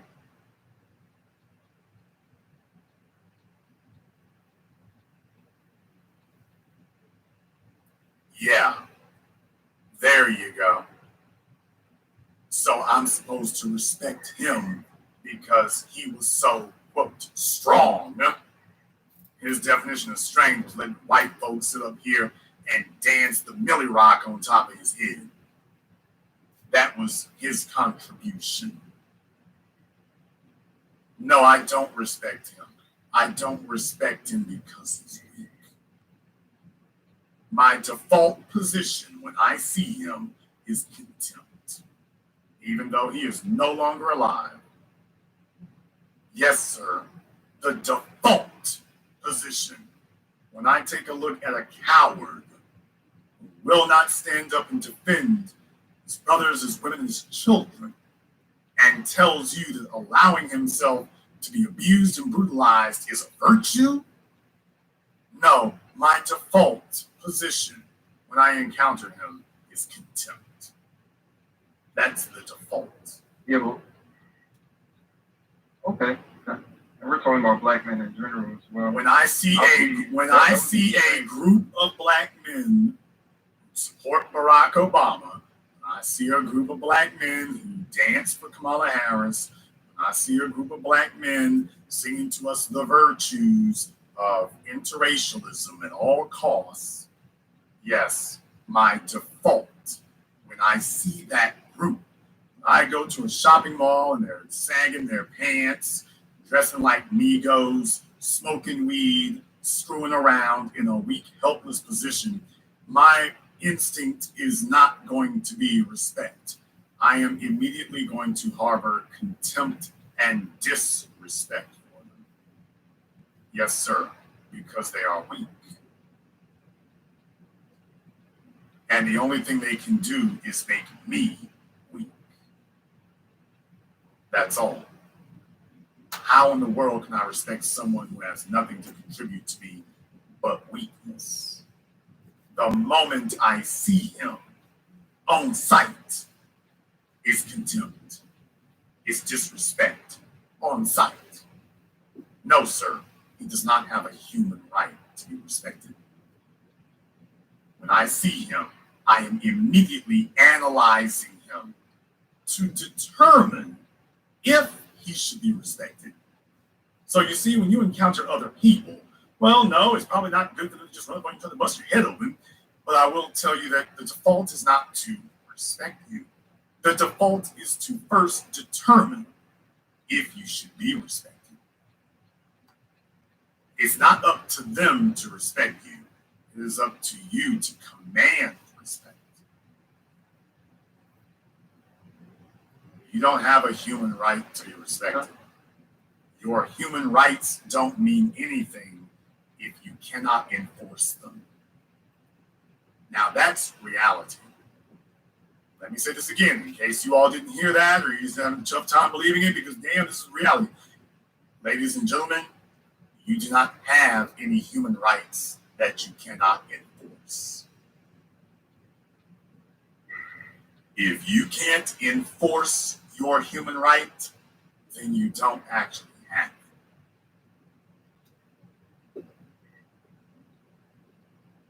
Okay. And again, that goes back to when I said black men, we deserve it. We deserve respect. And if other groups aren't willing to give us that respect, which they are not, we got to take it. It goes back to, I'm not saying we just sit around just hoping with our fingers crossed that we get the respect. We got to get up off our ass and do what we got to do. And we take that respect by any means necessary. Because we deserve it. And if not, and everybody could just sit in the house crying and whatnot, and somebody get killed, everybody crying. No. Respect is not given, respect is earned. Power is not given, power is taken. Any power that was given to you by someone else is not power. It is largesse, it is charity, but it's not power. Power is, the only true power is that which you gain and take for yourself, because no one can take it away from you. Thank you very much for giving us a call tonight. Let me get a call from area code 612. You're on live with the business. What's your name? Where are you calling from? Hello, my name is Rory. I'm calling from Minneapolis. Okay, take your phone off a speaker. Everyone who's calling in, I don't care how fly you think your phones are. Your phones are not that great. If you're calling in, take your phones off speaker. Take them off of wireless, take them off of headsets. You need to talk directly into your phone.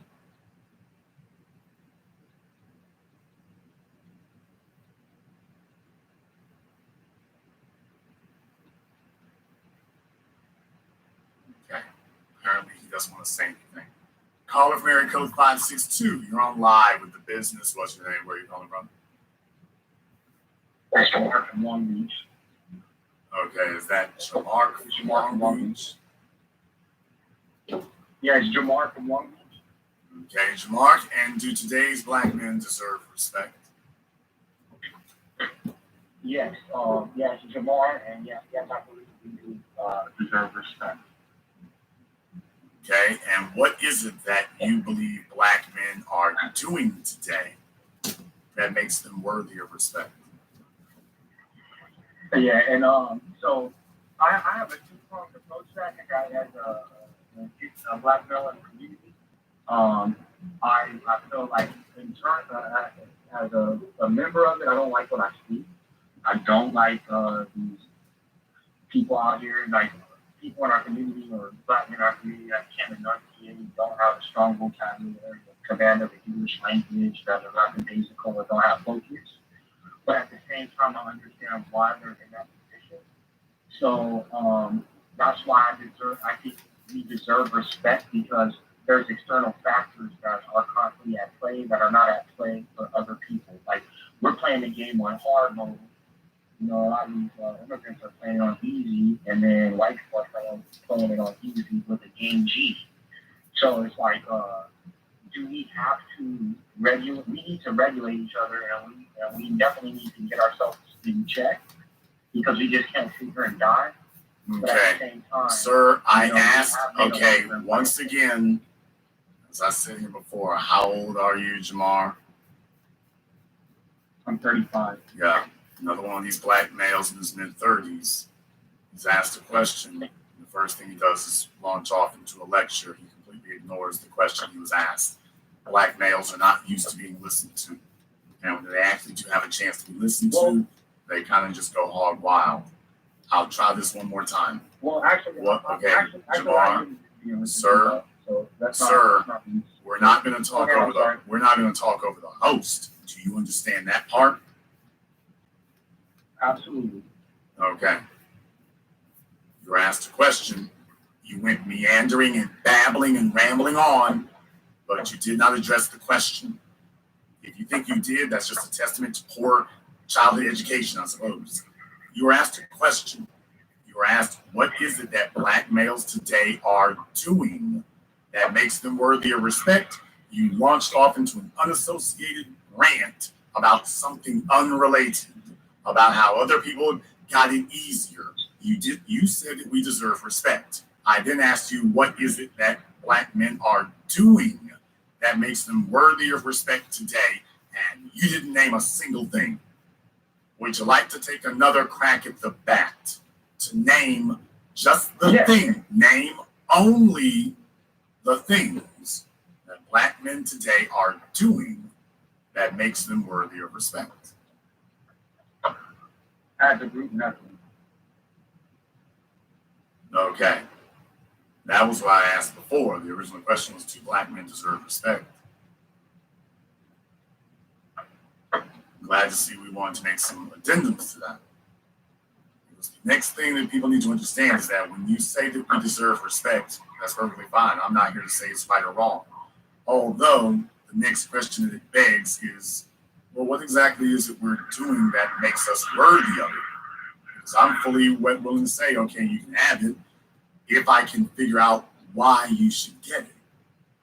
And then I will apply that definition to everybody else.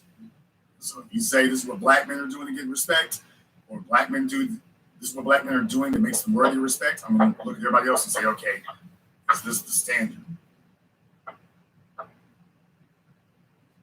And that'll focus on it. That will determine everything else. Thank you very much for giving us a call tonight. Let me get call of Mary Code 504. You're on live with the business. What's your name? Where are you calling from? Kevin, New Orleans. Okay, get off the speakerphone.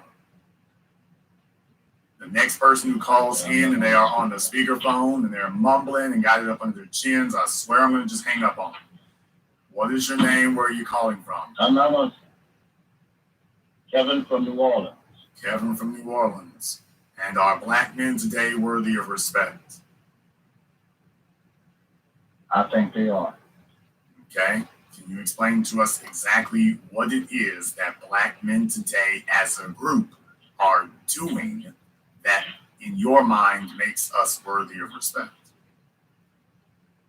Okay. One, I think that black men of today are a little more aware of having children. I think that black men are also now less in the prison system and more in college. I think they deserve a little respect for that. I also think that black men of today are more willing to listen and learn, and they're trying to figure their way out. So I think they deserve a little respect for that. Okay, can you please explain? And, can you please explain to me, sir? Can you explain to me how is it you measure all those things you just mentioned? Well, I was reading that there are more black men in universities than in jail. That's all, sir. That's always been the case. Okay, and also that's not new. With the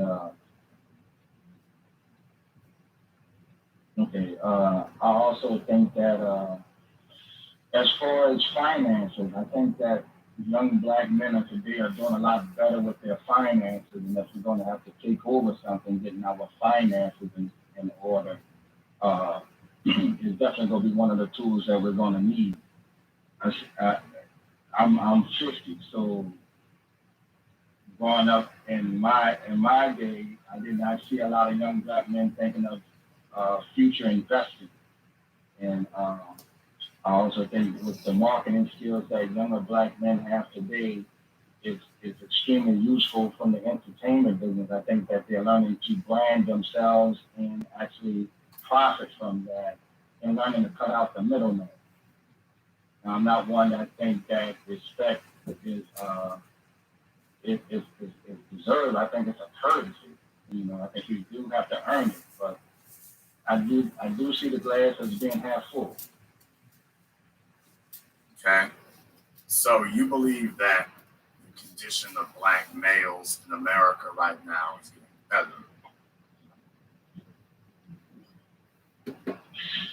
That's a tough question, but that shouldn't be a tough question, because literally everything you just said was stating that our condition is getting better. That was literally everything you just said. But then when I actually put the question to you, so you're saying our condition is getting better, then it turns to, ooh, that's a tough one. Yeah, you see, because the reason why I think that, because I'm conditioned like a lot of people to, when you ask about black men, to think of that negativity first. But yes, I do think that they're doing better. I think it's better than it was before.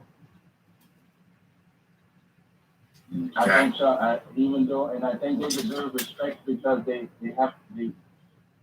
I'm willing to give them respect because I know what they have to deal with more as far as the system, who's continually changing laws and doing everything they can to beat them down. I think they deserve respect because if you don't give them some credit, well, I don't need to give, if they acknowledge the direction that I see not a couple of some groups heading, and if we don't do that, then we really have no shot. So that's why I think they deserve some respect. Well, you may be right about that. And how old are you? I'm 50. Okay. Yeah, and I lived through the whole I'm sure you 90s with the Biden prison system and the Kamala Harris. I'm certain that you did. How many children do you have? I have 2 biological children. Okay. 2 daughters. How many times have you been married? I've never been married. You have 2 I was children. engaged to a second. You have 2 children. You have 2 children and no wives. No wife, right?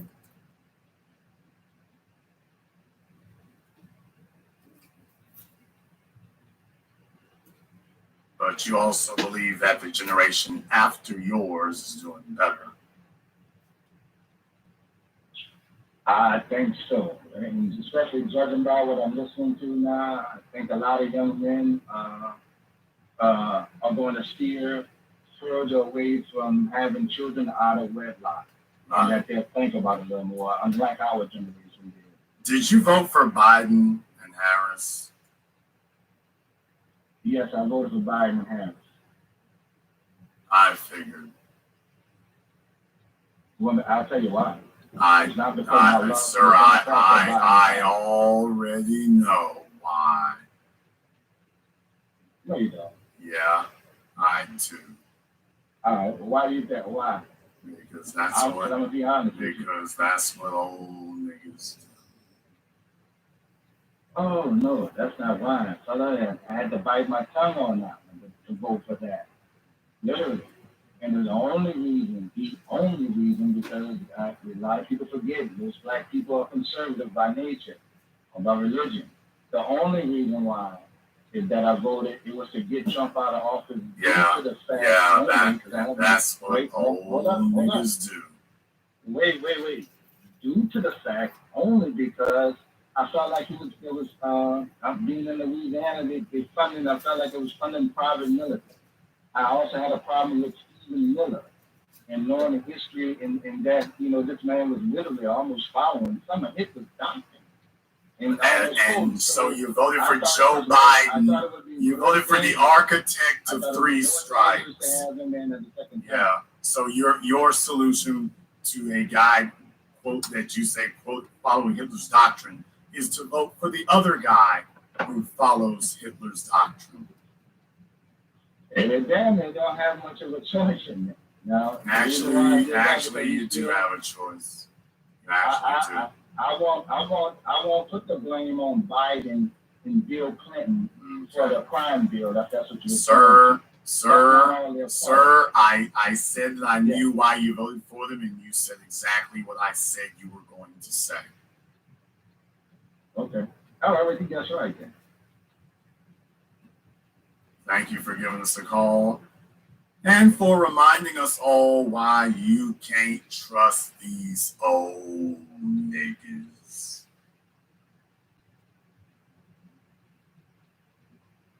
He really just sat here and told you that he voted for the white supremacist he liked more. Trump and his people is white supremacists. Steve Miller, they white supremacists, okay?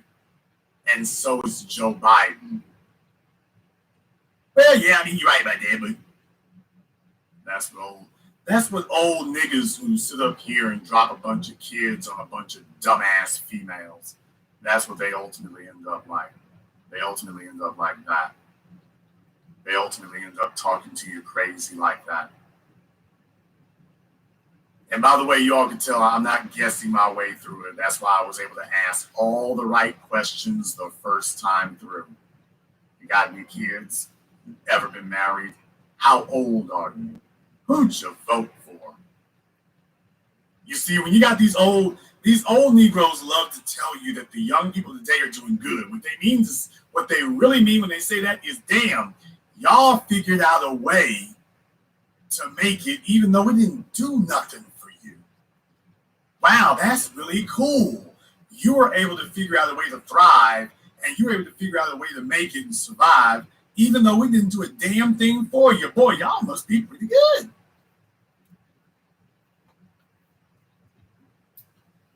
That's what they mean.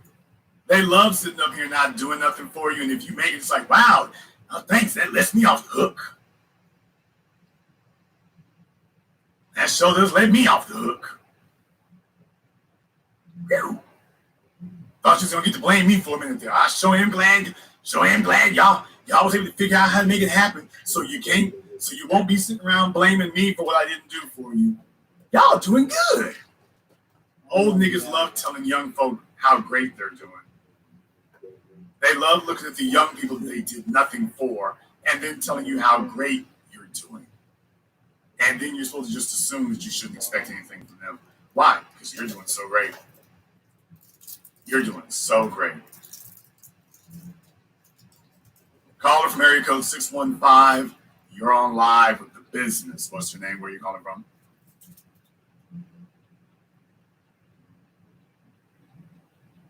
Caller from 615 has been abducted. Caller from area code 404. You're on live with the business. What's your name? Where are you calling from? Good evening, Mr. Black. This is Tina from San Antonio, Texas. All right, Tina, get the phone back from your mouth a little bit. Oh, sorry about that. Is that better? She sounds like Ed McMahon on the mic. Huh? She's real close. Tina from San Antonio. Hey, wait a minute. Is this that Tina? I'm sorry, that Tina? Is this Tony's Tina? This is a Tina that knows a Tony. What's on your mind, Tina? Yes, thank you for taking my call. You asked a question, which I want to be germane to the topic. Do Black men as a whole today deserve respect? And I got to be honest with you, you definitely asked a hard question in terms of simple yes or no. I think I'm leaning more towards yes on that. I think that Black men today do deserve respect. I think the problem is they just don't respect themselves. And I think that trickles down to a little word called humility and the lack thereof. And this is me coming from a Christian standpoint. Black men today, they want to chase their dreams. They want to chase women. They want to think they're rappers, this, that, and the third, instead of just accepting who they really are and then just being successful at that.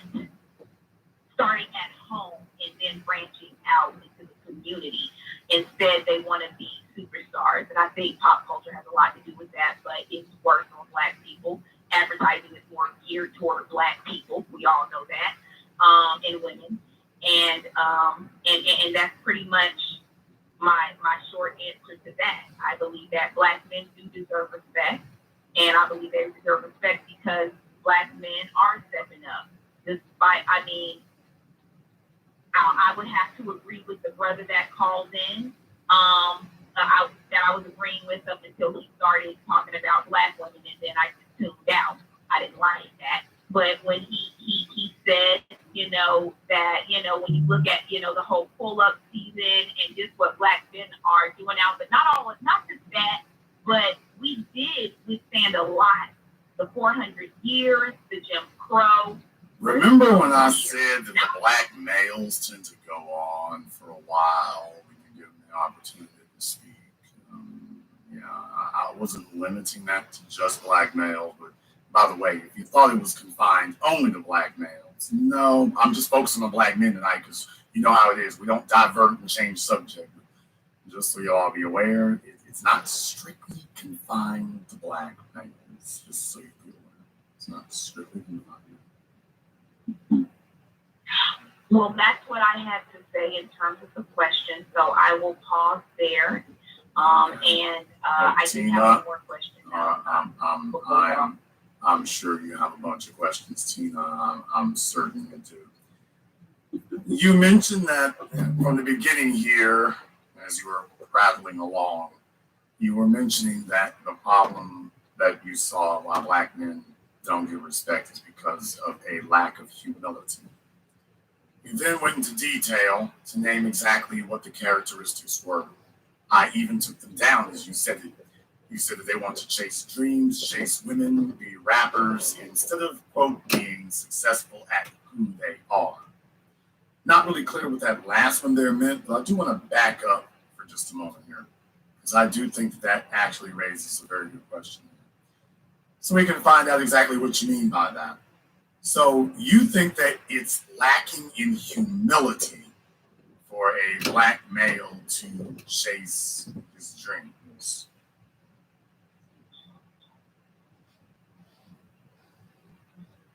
That's a good question. That's not. I mean, that's not just a and good question. It's a direct one. It's what you said. It doesn't have a simple answer. Of course, it does have a simple answer. It was very simple when you said it. You said that it was lacking humility. You then went on to say that the traits of lacking humility is they want to chase dreams, they want to chase women, they want to be rappers. So I want to start with that first one. So you say it is a man lacks humility if he chases his dreams. If it is an empty dream, yes. If it's an empty dream, okay. Who are you? Yes. Who are you to determine or decide what is an, quote, empty dream for a black man? I'm one who have witnessed failure. I'm no authority on it. I am no authority on it. I will admit that, Jason. I am one who has just witnessed failure over a period of time. Okay, but that does not answer my question.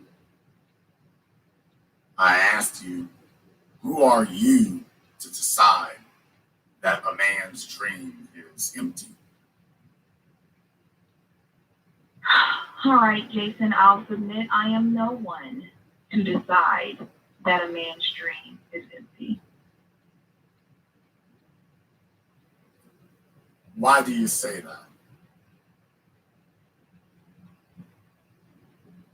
Why do I say that I'm no one to make that decision? Yes. Why do you say that? Well, because first of all, it's not my dream. I say that because honestly, it really isn't my dream. And I can support my man, but I can't stand in his shoes.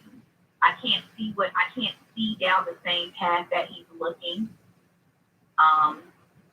I don't have all of the same abilities that he has. So, all I can do is support and witness, for the most part, anyway. Okay. Now, let me explain to you what's wrong with what you just said there, Tina. Although I think this is a good opportunity to have a teaching moment. A woman is in no position to tell a man whether or not he should pursue his dreams. You're not in a position to do that. That's not your place as a woman. Let me say this a different way. As a woman, you are incapable. You are incapable of determining for a man what is empty for him and what is not. You're incapable of determining that. Men have abilities, attributes, characteristics that women do not have. We're able to make things happen that women cannot do. You will never see the world from a driven man's perspective. You will never know what it's like to accomplish what a driven man accomplishes. As a woman, we can do things you cannot do.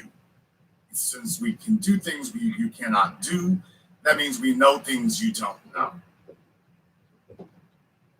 Now, I can tell you, let me give you an example. If I put a 300-pound weight in front of you, a 300-pound barbell, and told you to pick it up, I can tell you to pick it up. Tina can sit there until she puts her spinal column into a bind. But all I can do is tell you to pick it up. But you can't do it. Now, when I walk over and pick it up, you can see me pick it up. But that doesn't mean you can do it. And I can't teach you how to pick that thing up. You can talk about powerlifting or whatever for females, but if you're not capable, you can't do it. I can show you, I can have you watch videos, I can do you, well, snatch like this. Bottom line, if you can't get it up in the air, you can't get it up in the air. If you can't pick it up, you can't. That's what that means. As a man, I know things you don't know. I understand things you don't understand. And whatever I'm pursuing is probably something that you would not do. That's the first reason why it wouldn't work. So you are not capable of determining for a man what a man is able to do. Furthermore, that is not what females do. But what does the females do? Females determine whether or not he's gaining results. Now that you as a female can do. Your job intrinsically is to render the final judgment of whether or not he's brought home the bacon. You can't decide if his method of doing it is correct or not. You can't decide if it's effective. You can't decide if it's the right one. What you can decide is whether or not he got it done. Now that you can do. You're not here to tell him if he's doing it right. You're simply here to determine, did it get done? But you cannot decide what dreams he should pursue. That's not your place. You're out of your place. Your job is to determine, did he get the results from pursuing them? That's it. You're not here to determine if he's spinning his wheels or not. You're not here to determine if it's the right thing. You're not here to determine if he's worthy. You're not here to determine if he's capable. You are incapable of being able to determine any of those things. So you can't look at a man and decide, well, he's not able to do this. That's not your place. All you can really do is say whether he got it done. And that's it. Now, about this thing about dreams, I'm just going to be totally honest with you here, Tina, and I know that you have had a bit of a revelation of recent, as some of your associates have been making me aware, much to my chagrin, nothing, outright despair, but we'll talk about that some other time. I know what chagrin means. Oh, good, because that's the expression on my face right now. In any case, women tend to be dream killers for males. And black women in particular tend to be habitual dream murderers. Oh my. May I ask a question, please? I haven't finished speaking. Women today, as a group, and black women in particular, tend to specialize in being habitual serial dream killers of men.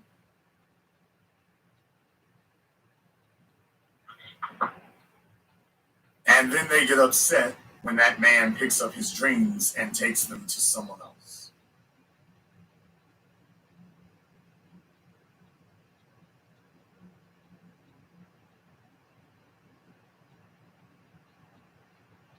No, that doesn't sound very flattering. That's not very flattering to hear that.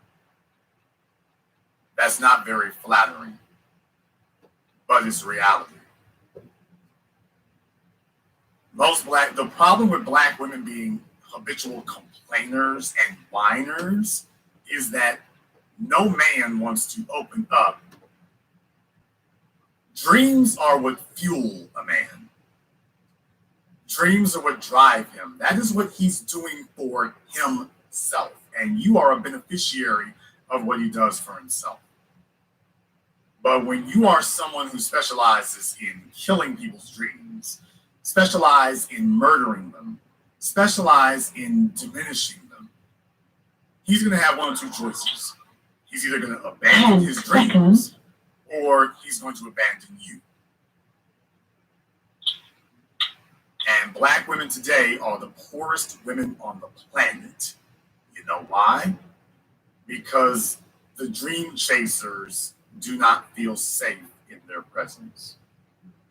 And they don't stop dreaming. They just pick up their dreams and transport them to someone who will take care of them. Or hopefully take care of them. Then the complaints change. All the fellows want to run somewhere different when they get on, as opposed to you as a woman specializing in being the best place for him to bring his dreams, because that's what will fuel him. Now, we're not talking about the 40-year-old rapper who's still trying to get his record deal. That guy's not dreaming, he's just delusional. And probably lazy, because if he was really putting that much hustle behind it, he wouldn't be 40 still chasing that dream he'd already had. That's the difference.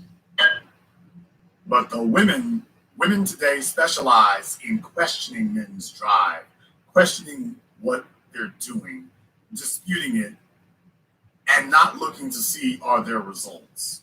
They judge it first. If you're not doing what she thinks you should be doing, or even if you're succeeding at it, she wants you to stop doing that so you can go dote and spend a bunch of time on her. And that's not the way it works. That's not the way it works effectively. And I am sure that you have had a man who informed you that you were not really the safest, most healthy thing for his dreams. And that's not where you wish to be.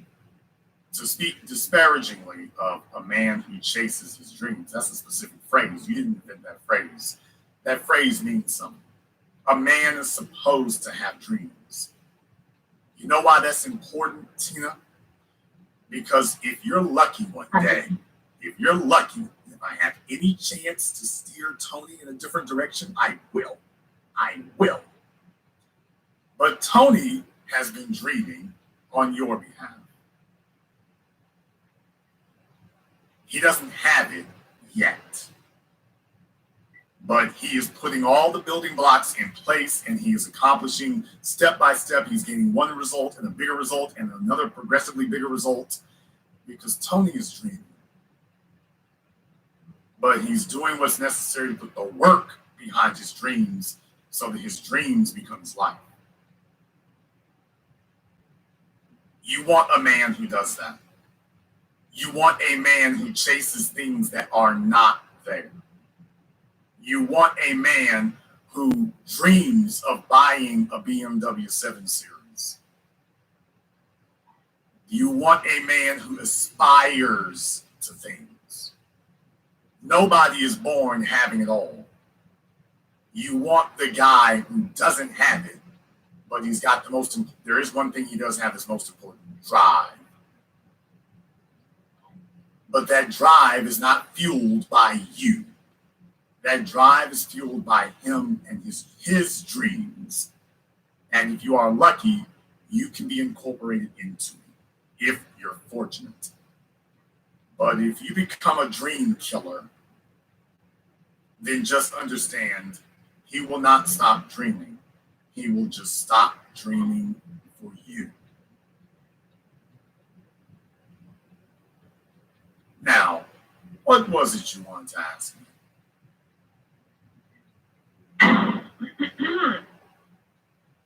Well, first of all, I just want to say that because I too have dreams, that's neither here nor there. But I said that to say that I relate 100%. I've only had, because you said that, you could bet that a man has said something like this similar to me before. And this isn't me trying to just give you a rebuttal or trying to pat myself on the back, but I assure you 100% I fully support my mate's decision. And that goes doubly for Tony. I've only had 2 adult relationships in my life, and Tony is definitely one of them. And I stood there. Whatever he was doing, I was right there, and it didn't work out. And I don't want to say blame, but I put issues on both parts, going for me as well. I had issues, he had issues, whatever. But I definitely will not say it's because I was trying to kill his dreams. I look at Tony and I see a genius. And I told him that from the day I first met him and we first became friends, and I tell him that to this day, because he is extremely intelligent. And sometimes from the woman's perspective, it hurts see such extraordinary intelligence and ability not be, I guess, where you thought they would be at their age, especially when you are a woman of a certain age, looking for that family, looking for stability. Because, you know, you say women want a lot of things, but I never heard you say that women want stability, because I promise you that is number one on the list. No, it is not. It's stability. No, it is not. It is. No, that is not what women of this era And today, Tina, pump your brakes. Women of today do not want stability. They want, quote, freedom. They want excitement. They want thrills.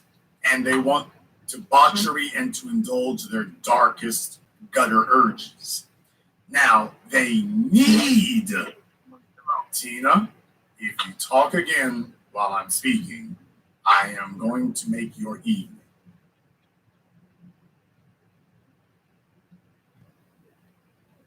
Women need stability, but the women of today do not want it. They need it. They really do need that to be the priority, but they only desire stability after they've screwed up everything else as a last resort. But they don't want it. Take a look at the decisions that women make when they are at the apex of their sexual prime and social abilities. Not a one of them is seeking stability. They want attention, they want sexual thrill seeking, and you should know all about that, because that's what you did. But you didn't want security until life beat you into the concrete like a bug under a combat boot. Then when that occurred, all of a sudden you wanted salvation. You wanted to be saved. You call it security. You really mean to be rescued. But you don't care about security, except when it's convenient and suits you. But if you had the option, you go right back to thrill seeking. The only problem is thrill seeking, like it always does, eventually it runs out, because the people that you depend on for thrills, well, they're not stable. And you all love instability. As long as the instability doesn't become fatal, and it's only once the instability becomes fatal, all of a sudden you start yelling and running and talking about, where the stable men's at? Well, you abandoned all of them and bypassed all of them and abused all of them and disrespected all of them. That's where the stable men are. They are right there where they've always been.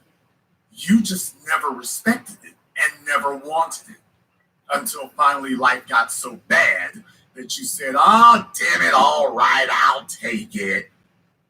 But it's not because you want it, it's because you don't want your ass kicked anymore by your unstable, exciting, thrill-seeking, attention-giving buttons.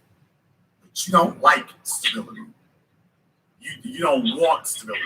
You need it, but you don't want it. Because if a person wants stability, they get someone who is stable. Or they say, I'm sorry. Sounds like you're playing dominoes back there. Should I leave you alone to that? I'm going back inside. It's raining terribly in San Antonio right now. I'm back inside. It was just loud rain, water coming from my gutters. I am very glad that at some point you woke up long enough to actually value what you have in Tony. You have not treated Tony the best. You certainly have not treated him like he is indispensable or like the last train leaving. Although I do think in recent years, particularly recent months since you started talking to me, you've had an epiphany. You do understand that Tony and I had recently had a heart-to-heart. Oh, yes, I do. and I heard a snippet of it, but I have to go back and listen. As you know, that program was 4 hours long. Oh, that's quite all right. I'll be quite happy to give you the Cliff Notes version now. I told Tony he needs to make you his side chick. Well, that's not going to happen, but if I have anything to say about it, it will. If I have any influence at all, it will. Any at all. Now, you might figure out a way to circumvent that. And lately, I've become despondent about it because Tony said some things that, quite frankly, broke me there. It really did. Y'all, we lost Tony to the streets. I feel like we lost Tony to the streets. I feel like we did. I don't know what more I could have did, but I'm like, I lost him to the streets. There she is. Tony has informed me that apparently you have picked up a sunnier disposition. You have been far more agreeable. You've even taken to cooking and nurturing lately. Sounds like you're I'm from the South. You wasn't always like that. So being from the South, obviously that didn't do it for you. Because you wasn't always like that. This is a recent advent. Not only did I cook for him, but I respected his no meat diet and went out and got turkey bacon and stuff like that I don't even do from North Carolina. From North Carolina where we eat pork. Okay. And I've even for him and respected his diet. Tina, turkey is a meat. What I meant was pork and beef. What I meant was pork and beef. I know turkey is a meat. I meant pork and beef. If you all hear a big thunk, that's me falling over on the floor, basically. So if you hear a sound like something clumping and collapsing, that's me. It's not the microphone, it's just me falling over. But all right. I'm trying to stay upright. Tina. But you're right. I was not. What I did to him back then was dirty, and for which I've apologized several times. Not enough.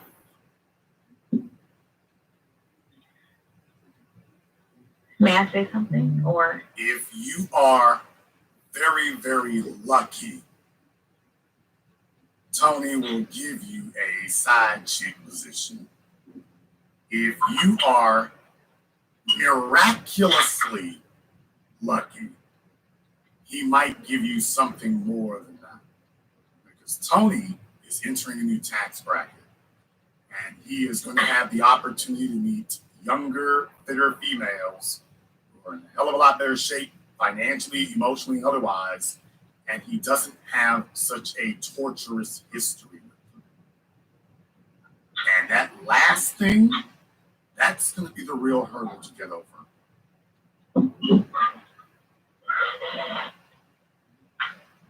Now, I'm not going to say you can't do it. I'm not going to say it's not possible. I am going to tell you, I would advise you not to get arrogant at all. Because you don't see him the way I do. I know what it's like to be a black male in your mid-30s and you are hitting your financial stride, which is exactly where Tony is, which is exactly what I've been teaching you all for years. He's hitting his mid-30s. He's heading towards his peak value. His options in females have never been bigger than they are about to be.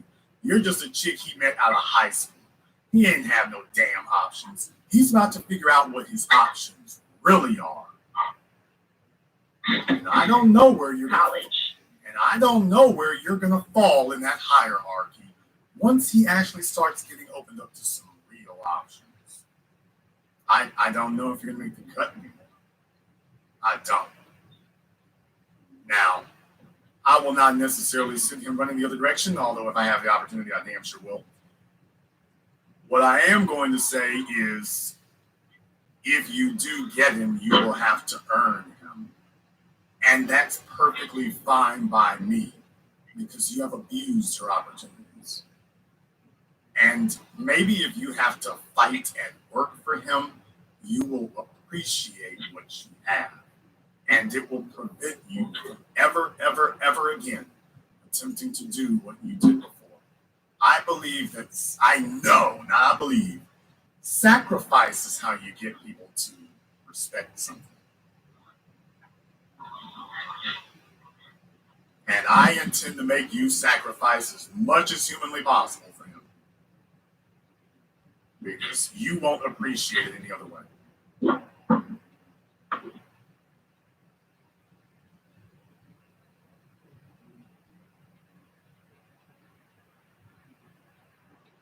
And if you are lucky, then Tony will upgrade your life.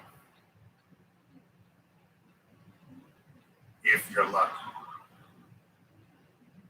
Oh, I know what you've been doing. You've been working your little sexual sorcery and sitting up here going through your Betty Crocker cookbook and all of those stuff. And let me tell you, that's powerful. It sure is. But I know better than that, Tina. I know that females in your position, they act like model citizens until they get what they want. Then once they got it, all of a sudden it's back to business as usual. The past is the best indicator of the future. I am not going to tell Tony what he should do. I will certainly attempt to influence him.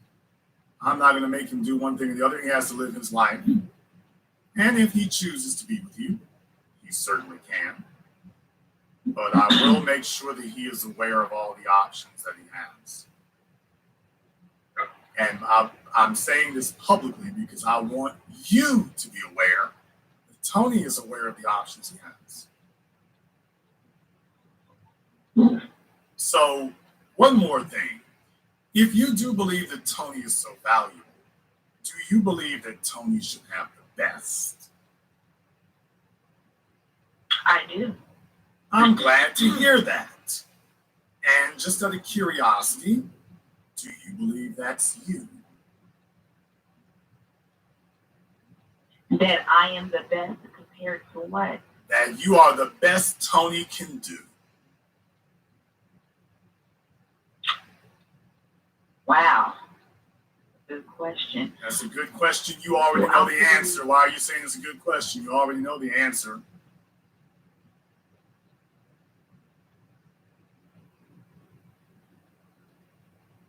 I think that I am the best for Tony. I didn't ask if you. No, that's your opinion. I think I'm the best for him. I asked you, do you think that you are the best he can do? We know he's the best you can do. Question is, are you the best that he can do? Considering what gives a woman her value, I would say no. I believe that, yes, he can do better. Take a look on your screen right now, dear. I'm looking at this. Oh, he's not. Understand that's an archetype of your competition. And if you know for a fact Tony can do better, just understand this is the only help I'm going to give you. If you know your man can do better, it is your job to make sure that there isn't something better. That's your job.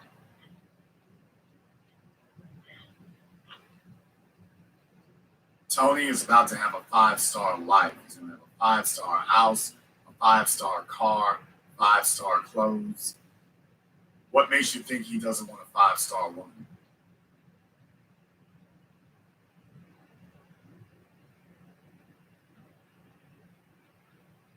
Right now, he doesn't because he's only been with a couple of females, and you were fortunate enough to grab him because single moms look for little shy dudes they can grab before he actually gets some real world experience. So you were really good about hunting that one. You sure were. For those of you who remember my Patreon, you can go there and watch that program too. That's what single moms do. They know the right kind of guys to go stalk and run down and whatnot. They look for little recessive, shy dudes who are socially awkward and grab him before he realizes he can do better. So she becomes his only experience, and thus she becomes in charge emotionally of the relationship. So they know how to pick him. They know how to grab him.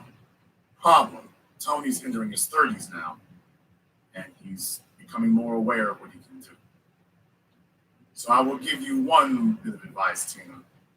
If you are not the best he can do, then I recommend that you spare no horses to become the best he can do. That's not his job, that's yours. I have it under extremely good authority. This is the last train leaving for you. If that man gets up and walks, for whatever reason, it's going to be a long, lonely road. But you already know this. So, you have been adjusting your attitude as of late. That's very, very nice. You have also been adjusting your disposition toward him. It's actually gone very well. He had nothing but good things to say about you, which broke my soul, I must say. Be that as it may, just be aware you're not out of the woods yet. I have it under good authority that you are still tipping the scales at a size 16. 12. And we all know if they say size 12, it's really 16. Have you forgotten I've seen pictures of you? I have not forgotten. That was several months ago. Okay.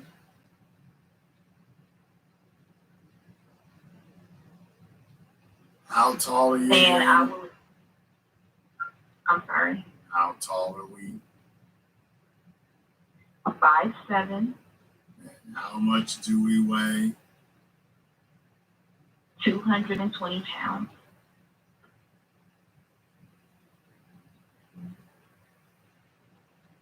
Uh-huh. I'm working on it. My treadmill was just delivered today. I'll just throw that in there. Really? 5'7". 220 pounds.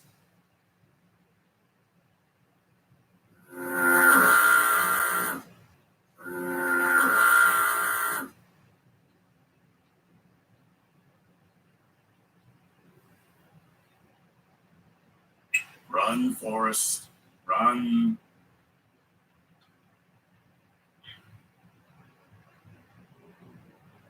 So glad I have thick skin to an extent. You're going to be around this neck of the woods, you damn well better. Baby, I don't know who you think you fooling with that 220 size 12. 5'7". Size 12 is going to be somewhere closer around 190 pounds. Women are If you don't stop, if you don't a lot of quit, my weight is in my butt and my thighs. I don't have a stomach. I don't have a pot belly.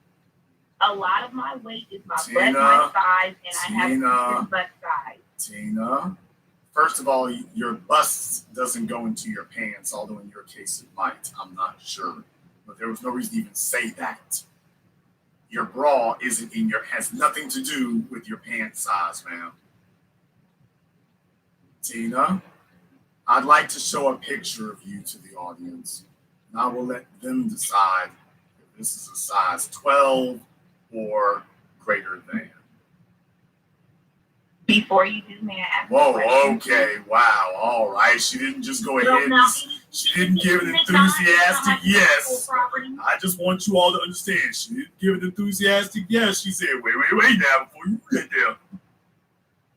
All right. Well, you just said that you saw me from several months ago. I don't know how old this picture is. Ma'am, ain't a damn thing changed. Ain't a damn thing changed. I already talked to Tony. The Back you telling me your treadmill was delivered today. Ain't a damn thing changed. You don't need a treadmill to do that. The way you lose weight is by changing your diet. Exercise is a great accelerant. But the bottom line is, you lose weight by what you eat.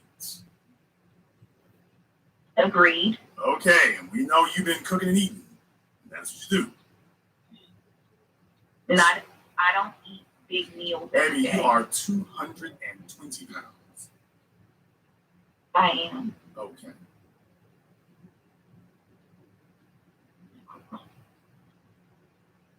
She weighs as much as the UFC light heavyweight, the UFC heavyweight champion. Not even the light heavyweight champions. The light heavyweight champion, John Jones, is 205 pounds as the light heavyweight division. The heavyweight division is 220, 225. I want you all to understand that. By the way, I am being nice about that. In mixed martial arts, in the UFC, the light heavyweight division is 205.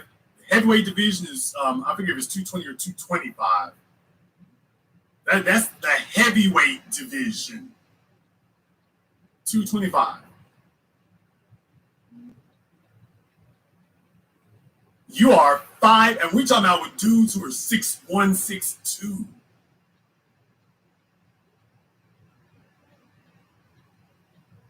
You're a female, you're 5'7". You weigh as much as the UFC heavyweight champion, and telling us, oh, it's all in my rear end.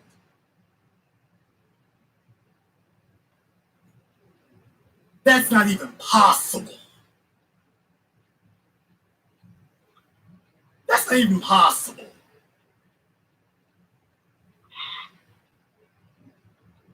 And by the way, I say this to help you.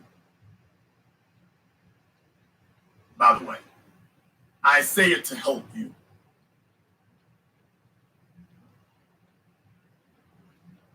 Because I don't want you to be delusional.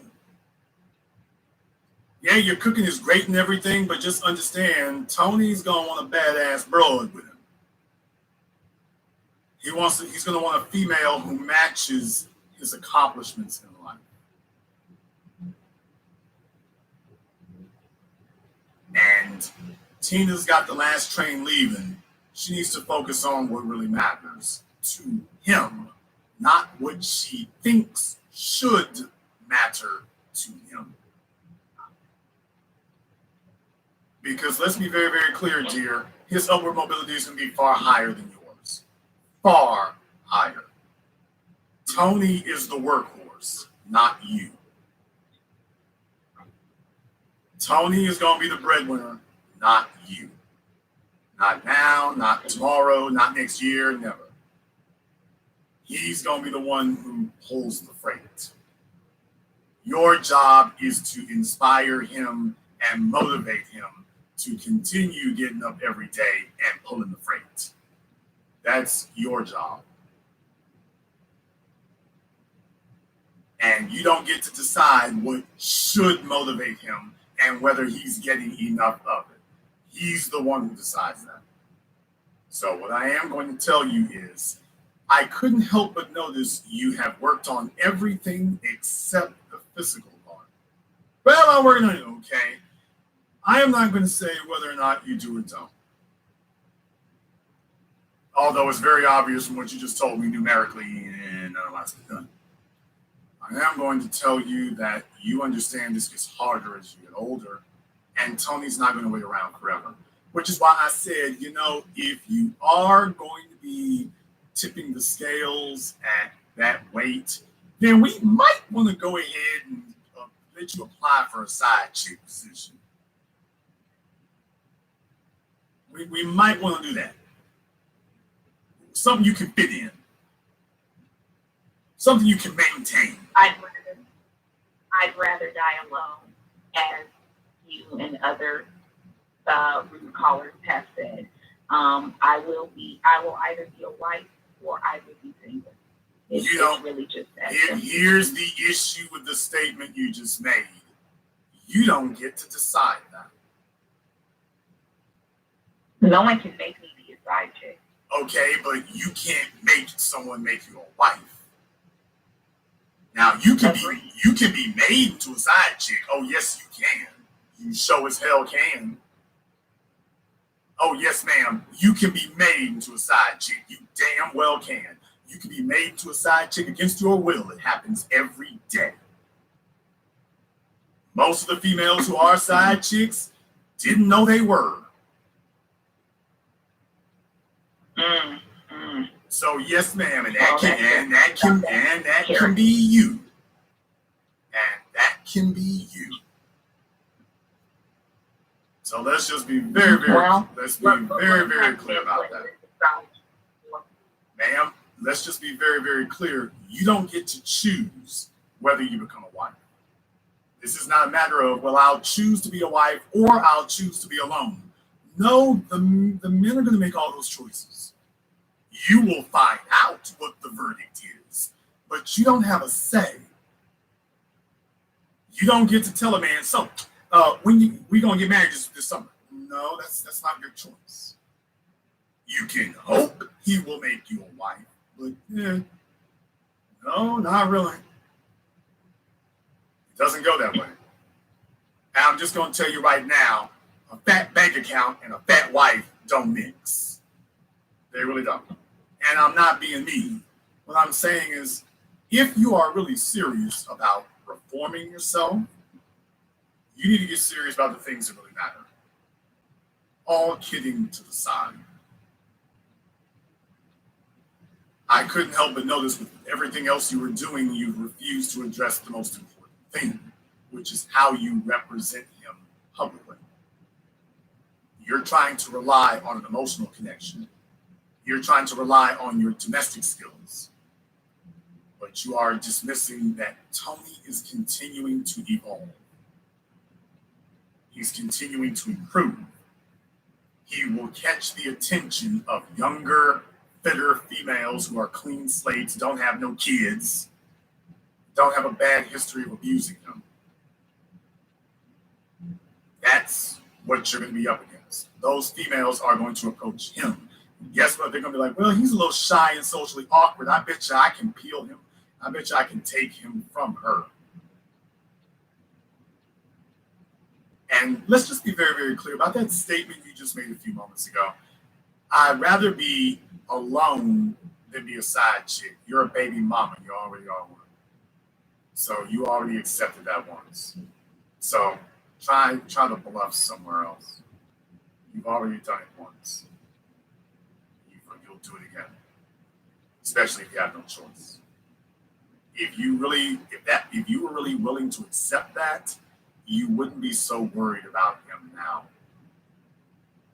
You really wouldn't be. If that was it, it would actually be more, it would be safer for you to just accept being by yourself and just not worrying about him. And you just see him when he comes through, if he comes through. That's not what you've been trying to do. You've been trying to land him. I will admit that no, I have not. I have been trying to do the opposite of being alone. No, I do not choose to be alone. That is not what I want. I just compared it to knowingly being a side chick. But you got to where you are today with him by listening to me. You listened to what I said. You went back and you did it. I will freely admit I didn't think you would. I didn't think you were going to do it for a moment. Or maybe I was just hoping you would. Maybe I was just hoping you wouldn't do it because I'm like, damn, I'm messing this thing over. Well, you went right back and executed exactly what I told you, apparently with frightening efficiency, with a terrifying level of accuracy. So you certainly have bought yourself more time. I am just here to inform you of one more thing we didn't discuss before. You bought yourself time. You haven't won the game yet. And if that number on the waist of your trousers doesn't drop into single digits, you will lose the game because Tony is changing. He is becoming more vocal. He is becoming more driven. He is becoming more sociable. He is becoming a bigger person. And he is going to catch the attention of other females who as you know, are going to pull out all the stops to pull him because there are not enough Tonys to go around.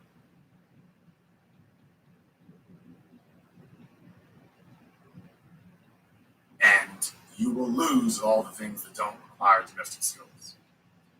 If you truly wish to keep Tony, then it goes back to what I said.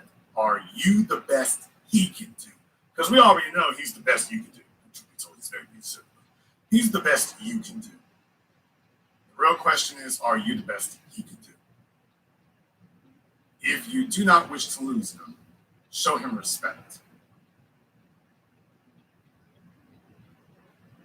The first show of respect is showing him that you represent him well. That means when you walk through the door. That needs to be your priority. And Tony will respect and appreciate that because of how much work it took for you to get there. And that will matter to him. If you refuse to specialize in this, it becomes difficult. I say it becomes difficult to keep from saying game over. So, I couldn't help but notice that after I talked to him, we did discuss a good many things about you. One of the things we also discussed is that your size has not come down. You have worked on everything else. That is good. That bought you more time. It bought you time to get into those single digits. Once you do that, you will have your best chance of being able to retain them. May I say something, please? You can say two things. Oh, bonus. First thing that I wanted to say was to address the way, and this is just me here being transparent.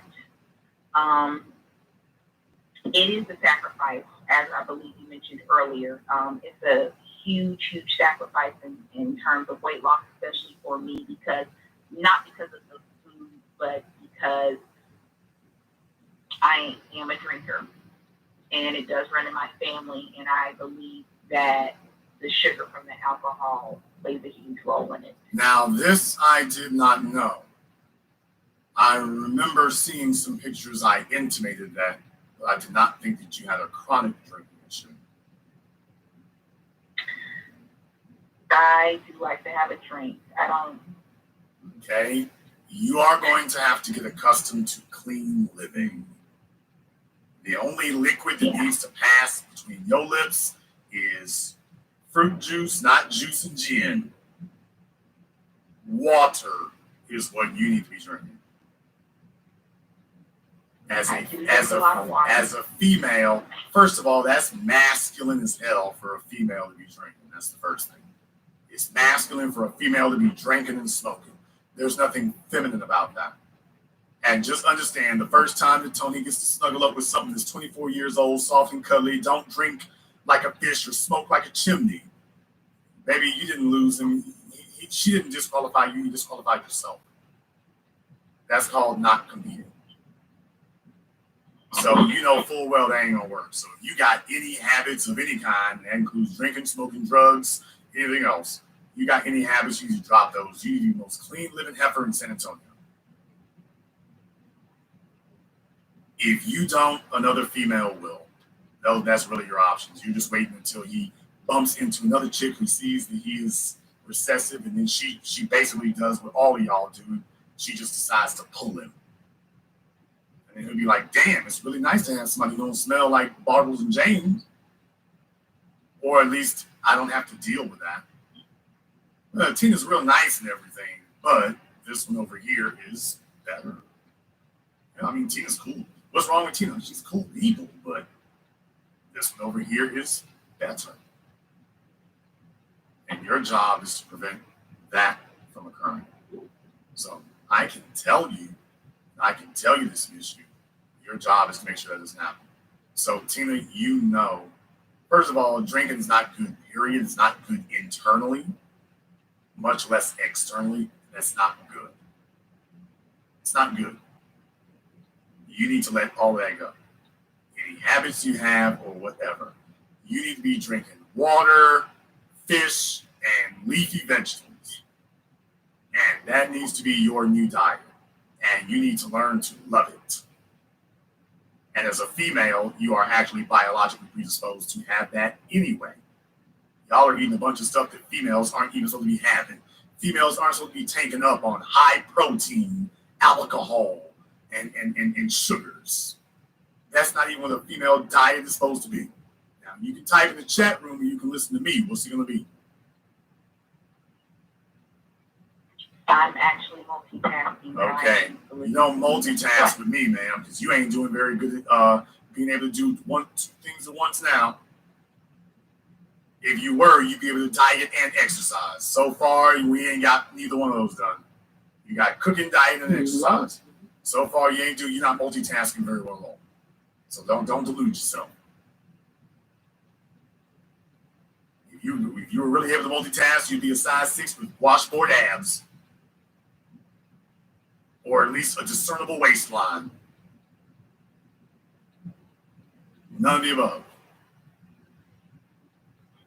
I meant what I said. You don't need to be eating a bunch of meats. You need to be sitting up, and as a female, you really should have a more vegetable diet, period.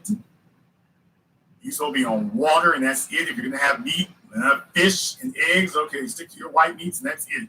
Not even really chicken, to be totally honest with you, but definitely light meats. Yes, that as a female, that's what you're supposed to be doing. Men can sit up here and tank up on protein. We've got 50% more muscle than you do. And we develop it differently. And we're carrying around metric tons of testosterone.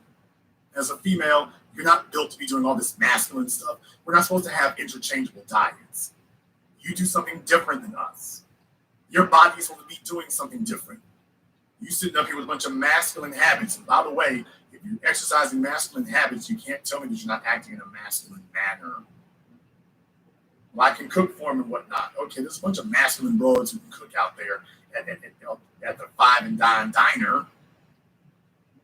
You don't want to be that. You'll wind up losing him to a 25-year-old who can't boil a hot dog. Wouldn't that be a damn shame? And you'll be sitting here boohooing and singing the blues, talking about what she wasn't doing. Okay, but she beat you because of some of the other things she wasn't doing. So, if you wish to make excuses, go right ahead. If you think that the treadmill is going to outrun a bad diet, if you think you can outwork a bad diet, try it. But you know full damn well, if you've been to a doctor, the first thing the doctor asks you is, do you smoke, do you drink, do you have any habits? You know this. And if you've been to a doctor in the last year or two, you know he's asked you this. Do you smoke? Do you drink? And the first thing he's going to tell you is you need to stop. And you know this. Absolutely. I've also been to a trainer and I've seen the difference, and he has said the same thing about trying to outrun a diet. I fasted from alcohol and from meat, and the weight change was it was more than noticeable. So that goes without saying. How much does Tony weigh? You know, I don't know how much he weighs, but I can describe him. How tall is Tony? Let's see, I'm 5'7", so that would probably make Tony about 5'5.5", 5'6". Okay, you weigh more than Tony. I believe it. I know you do. Think about that for a few moments. I don't say that to be humiliating. I say that because I don't know what it will take to drive you and to drive a sense of urgency. But let's just be very, very clear. Just because he's tall as Kevin Hart, Kevin Hart can pull too, by the way. You will not lose this game to other females. You will lose it to yourself. I helped you the last time I talked to you, and you used it to remarkable results. You will undo all of that progress if you do not fix this last problem. He is getting better. He is becoming more confident. He is eventually, either deliberately or accidentally, going to strike up a conversation with somebody else. Whether he pursues it or whether he succeeds in pursuing it is going to depend on you.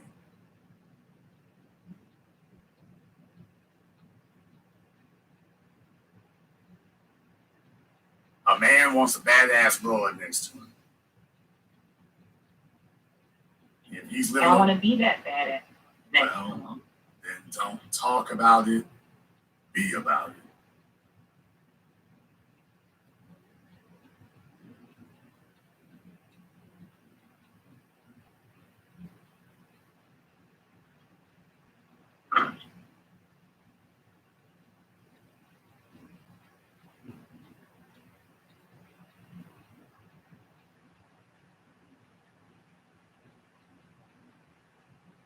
Did you get that? I did. Then, Tina, I am going to challenge you to fix that. It is now April. You are currently the size of a small passenger car. There is no reason whatsoever that you cannot rectify this within the next 6 calendar months. No reason at all that you cannot lose 40 pounds in 6 calendar months. None. None. If you are the least bit interested, you can do it.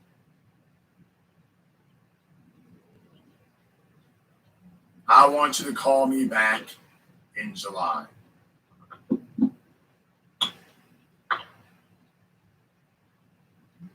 Now, is this some sneaky way to keep me from calling and nagging you on your topic for 6 months? No, you're welcome to call in. But And I will call back. I'm sure you will. You and Golightly. There are only 3 constants in the universe: death, taxes, and calls from Golightly and Tina. So I have grown weary of the idea that I will escape it. I should hear back from you in 90 days. In 90 days, you should, if you are a size 12, there is no reason on this planet that you can't get from size 12 to size 8 in 12 weeks. None. If you're actually a size 12, which I know you're not. You're a 14, 16. But you should. When I put on my clothes, I put on a size 12 every day. Size 12 jeggings. Just because Lane Bryant puts a 12 on it, in any case. By July, you should be at least a size 8. If you're coming down from a size 16, you should be down to a size 10. There should be a demonstrable difference. Now, what I want you to do is I want you to send me a picture of yourself tonight holding up the peace sign with your left hand.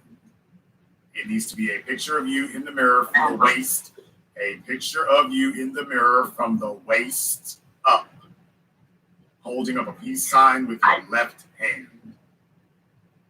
I thought I was off the hook tonight. No, ma'am, you are not off the hook. You are a trout. You can wriggle all you would like. Tony, I'm doing this for your damn good. I really am, bro. I'm going above and beyond. Yeah, you almost got Tony in trouble the other night. I couldn't believe he called and didn't give me a heads up. I almost got him in trouble.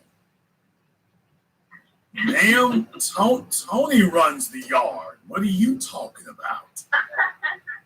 Tony runs the yard. You don't make no rules around here. You still thinking that Tony's that little old punk you was sitting up here getting over on 5 years ago. No, baby, Tony runs the yard. And Tony's listening to me now, so just make it very, very clear. He can't get in no trouble. Tony's got my permission to bring broads home with him. Tony doesn't, let me be very, very clear. Tony has nothing to prove to you. Nothing. You're the one who needs to prove something to him. You're the one who needs to prove that you deserve to be with him. Tony don't have to prove nothing to you. All Tony has to do is continue progressing, continue producing. That's All, A-L-L. The only thing he has to do is to double his income every 24 to 36 months. That is it. He don't have to do a damn thing beyond that. He doesn't want to do. And you will be grateful. You will be happy, you will smile, and you will be grateful. Even if he makes you a third wheel, you will be the happiest third wheel in Texas. And that's real ass talk. It really is. How old are you, Tina? 36. How many kids you got, Tina?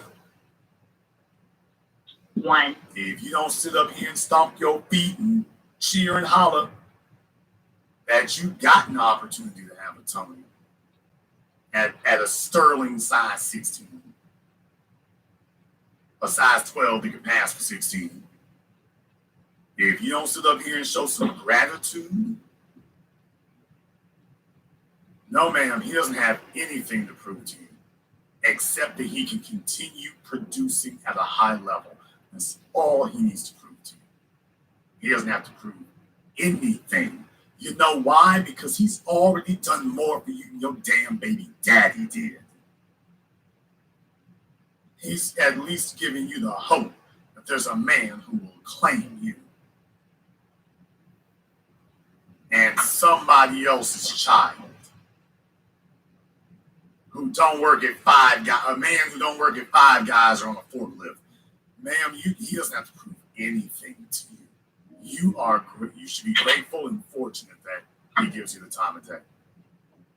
Your baby daddy ain't never tried to upgrade your life, ever. And you showed that was the guy you actually wanted. You didn't actually want Tony. You screwed Tony over. You didn't actually even want Tony. The guy you wanted, he's the one who helped you to achieve your goal of screwing up your life. No, ma'am, Tony owes you nothing.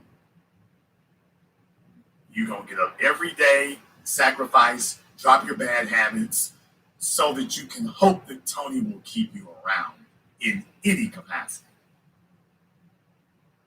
You know why? Because if you left Tony tomorrow, you think there's something else better waiting for you out here? You think there's some other dude who can't wait to get his hands on a size 36-year-old, size 16 baby mama from Texas? You think you think that's what's waiting out here for you? You think there's some wealth of dudes out here making 6 figures waiting to come scoop you up at 36? You think that's what's going to happen? Go try it. Go for it. Go. You already know. Go try it. You might find some bum on unemployment willing to lay up with you. What you will not find is somebody willing to spend time with your little kid who ain't even his. Wow, this man can do so much better. Yeah, you are correct in what you said before. Humility certainly is a problem today. You're absolutely right. And I want women like you to start being grateful for the Tonys of this world. Because you all disrespected them heinously. I'll be damned if you will be anything but grateful to him now. You will be grateful. If he gives your life purpose by allowing you to get in front of the stove and cook, you will be grateful for that. Because the man that you chose never did anything for you. And that was the one you actually wanted. The one you wanted, the one that made your butterflies in your stomach and made you quiver and your knees knock together and melt. Yeah, that nigga left your ass sitting there with a kid, and that was it. And you've been trying to figure out how to get out of debt and everything else ever since. Ever since. Those are not wounds that Tony did. You're hoping that Tony can help you patch some things together. Yeah, you don't make any rules. Tony makes all the rules. If you're lucky, Tony will have a chick you see every once in a while. And he'll come, quote unquote, home to you. And I suggest you take him up on his that's a risk you take. And I'm not going to say he's doing it or would, though I would strongly encourage him to. But if he doesn't, you're damn lucky. If he does, I still suggest you take him up on the generous offer. Because do you want to know what I would do? I think I already know the answer to that question. Then I suggest you grab Tony while you still can. Because you should come talk to some of us fellas over 40 who our paper is straight. And come ask us what we would do with such a sterling proposition. May I interject really quick? I was just instructed to do something that I wanted to do really quick. You were instructed by I was just instructed by someone. I was just instructed by someone to do something. I'd like to wish Dee Tubman a happy birthday. Yes, Dee Tubman, she has been wonderful and miraculous, and I do appreciate that. I would also like to send a special thanks to Miss Montgomery. Miss Montgomery has basically sponsored tonight's broadcast. I want to thank you for that, Sister Montgomery. I appreciate that. I'm not sure what led you to do that and everything, but I want to just let you know I do appreciate that. And to everyone, my man Chadwick and everybody else, Eve, especially Eve and Gladys. Eve and Gladys have been incredibly supportive for New Black Media Appreciation Month of April. Has really gone really well in that regard. So I want to say especially thank you to the ladies out there and gentlemen who have honored us for the month of April. They declared this New Black Media Appreciation Month. So thank you to all of you, ALL, all of you for doing so. Thank you for all the support you've received. We actually get real results over here. Time will tell how that turns out ultimately. But thank you especially for doing so. Tina, I'll let you have the last word. I sent the photo of me with the peace sign. Oh, good.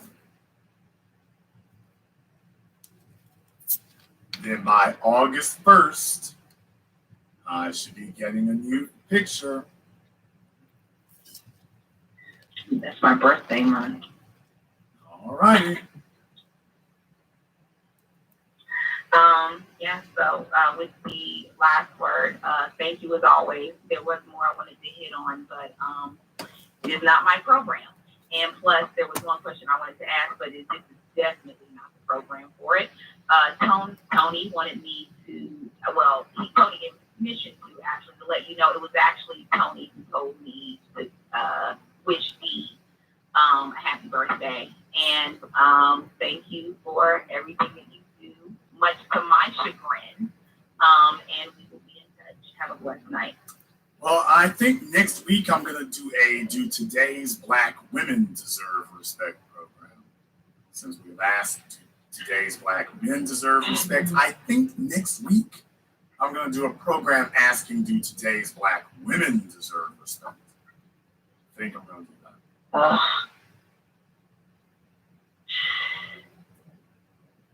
I'll be in there. We'll be in touch, Tina.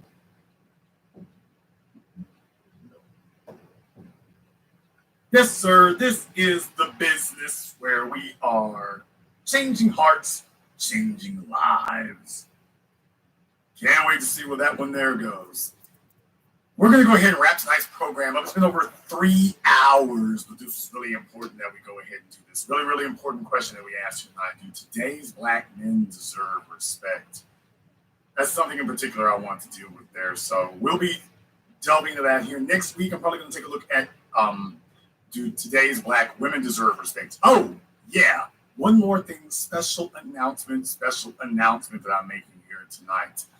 I want to make a special announcement. I am going to be going to a city. I'm going to be on location. So if you all remember on New Year's Day, New Year's Eve, I went to Atlanta and shot some footage to go ahead and show what was happening out there and whatnot, and what was happening with the women and how things were going to get worse. Let me tell you, I'm planning on going to a new city. I'm going to go to a new city and I am going to investigate a couple of things. I'm going to get some footage from it and I'm going to bring it back here for you all. So Not really sure exactly where it's going to be just yet, but be looking for that. I've made up my mind. I'm definitely going to be doing that. So once I have that, I'll be in touch with you here, okay?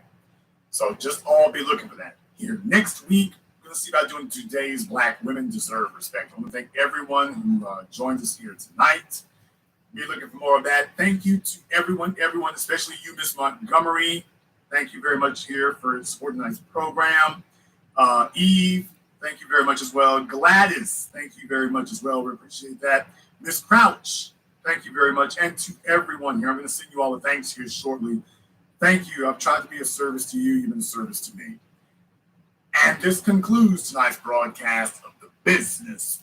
I am your host, your brother, your humble servant, Mr. Jason Black. And until next time, my brothers and my sisters from around the world, remember, handle your business or your business will handle you.